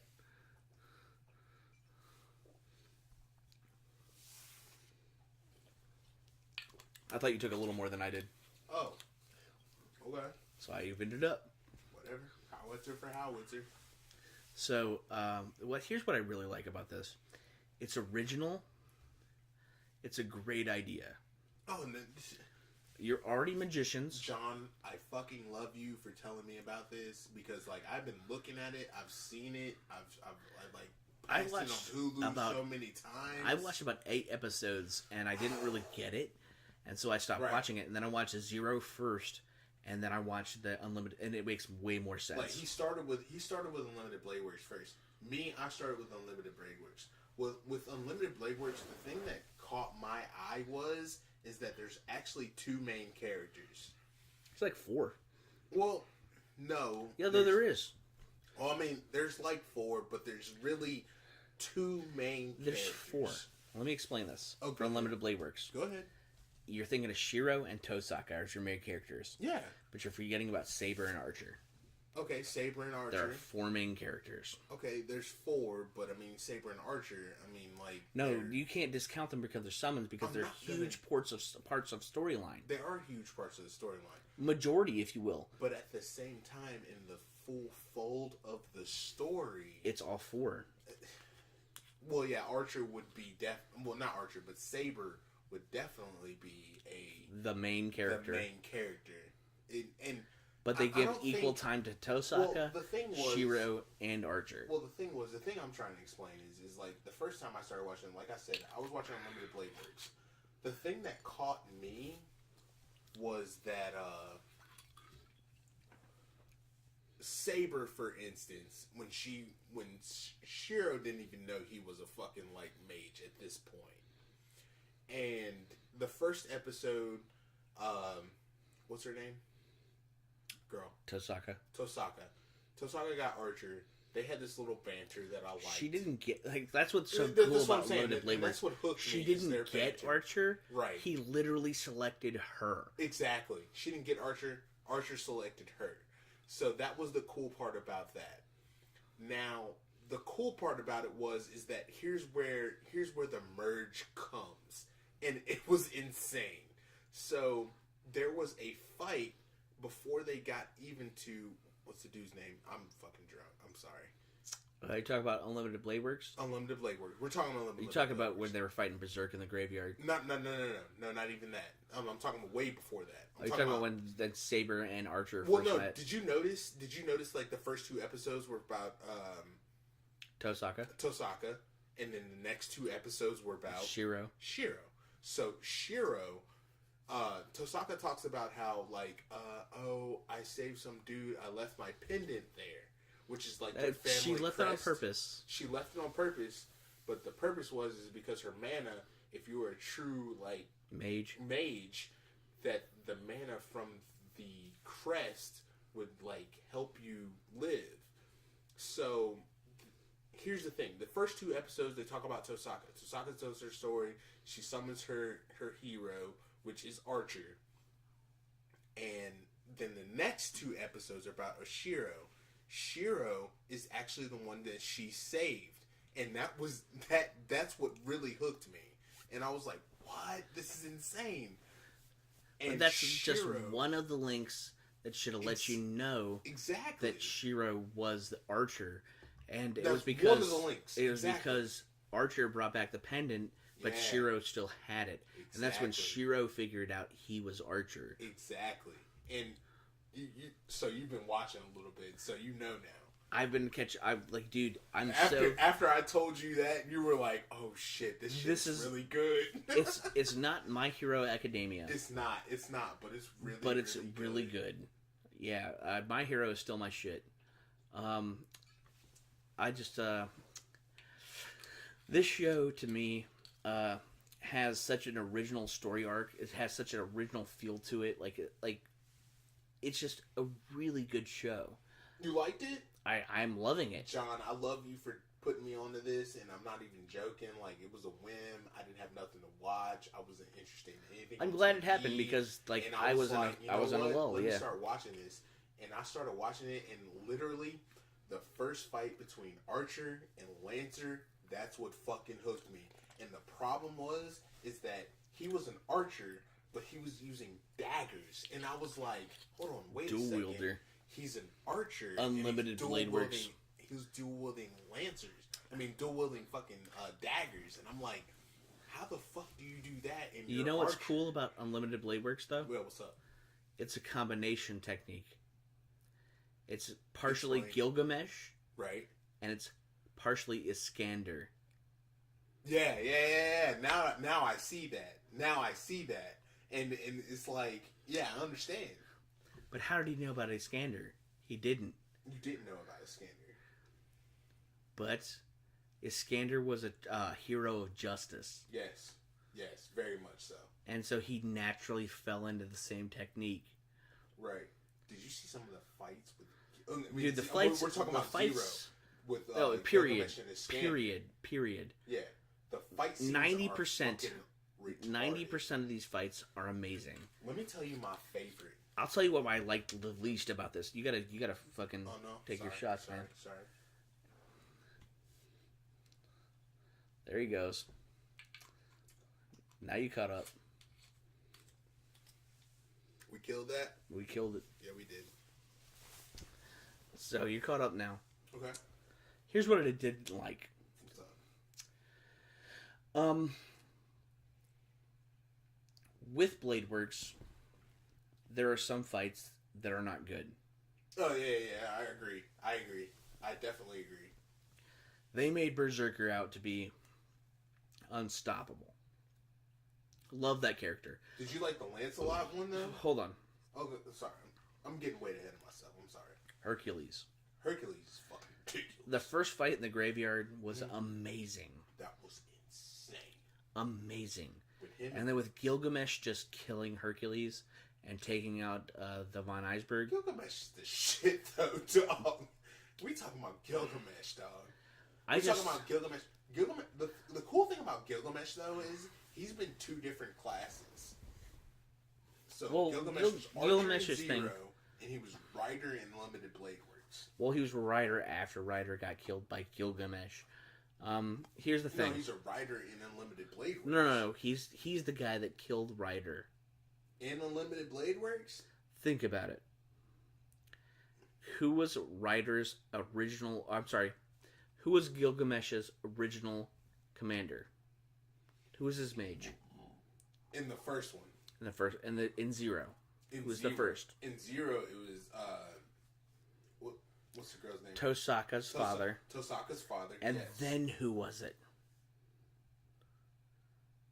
The priest. Oh, shit. Yeah, it was the priest. Damn. The priest who killed their father? Damn how good this shit is, though. If you're thinking about story, right? So what was his wish at the end of Zero? To get the Grail, dude. To get reincarnated. Ooh. So the priest got his, leveled land. Right. Right? Fucking destroy everything. Yeah. Fire and brimstone. That's what he wanted. Especially because he had an assassin at that time. But his class got, because he killed Tosaka's father. Right. And then he took Gilgamesh as his servant after he killed the assassin. Right. Because he was available. And then he and Gilgamesh got their wishes. Right. And then they reform. So Gilgamesh isn't a servant. No. He's alive. Gilgamesh but he never kept... a servant. He was a servant in Zero. Yeah, he was a servant and in he Zero. switched 2 masters. But in Limited Blade Works, he wasn't. Because he was human. And that's why the Mata boy thought he was his servant. Right. But he didn't have any command seals. So when he tried to capture him, it's like, come here, protect my ass. Lancer fucking stabbed him through the chest. Yep. And he ran off crying. There's no command seals on him. Nope. He just thought that it was his servant. No, Gilgamesh is alive. That's why. But he kept his noble phantasm. Yes, he did. Which is all the greatest weapons ever. The greatest weapons. And he was an archer because he could literally just throw them like bows. All right, I'm gonna stop you there because I don't want you to get too far into what's getting ready to happen in Unlimited Blade Works.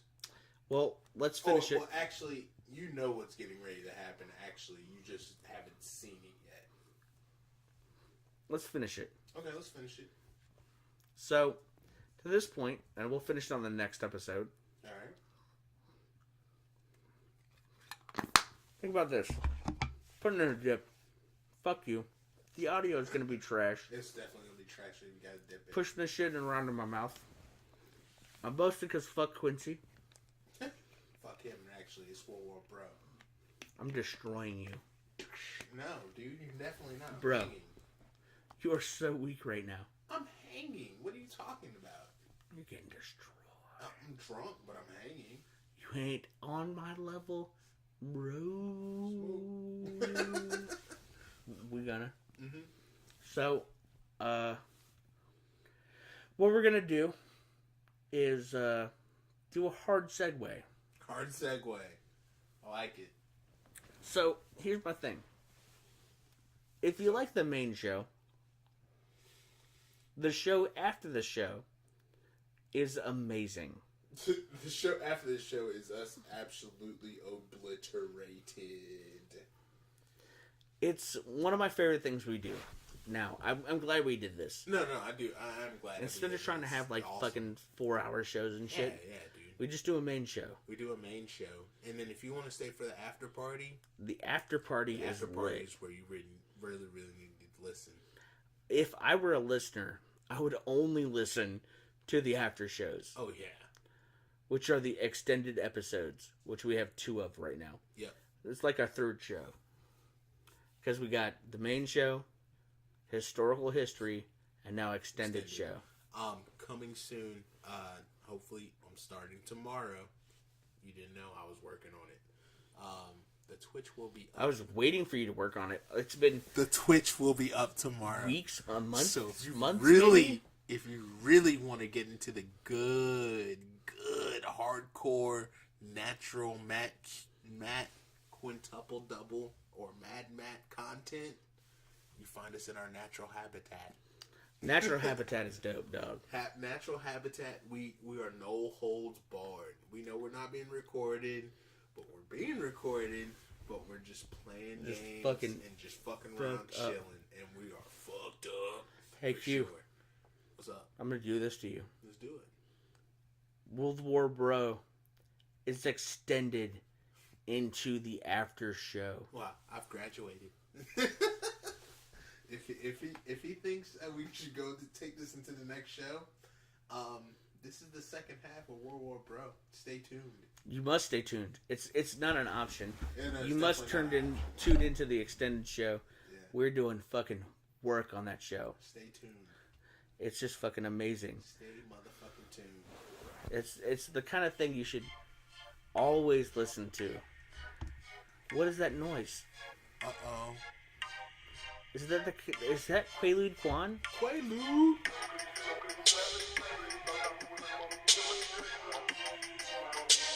Thank you for listening to the show. We are the Fat Entitled Bastards. Tune into the after show. It's worth a shot. Tune in.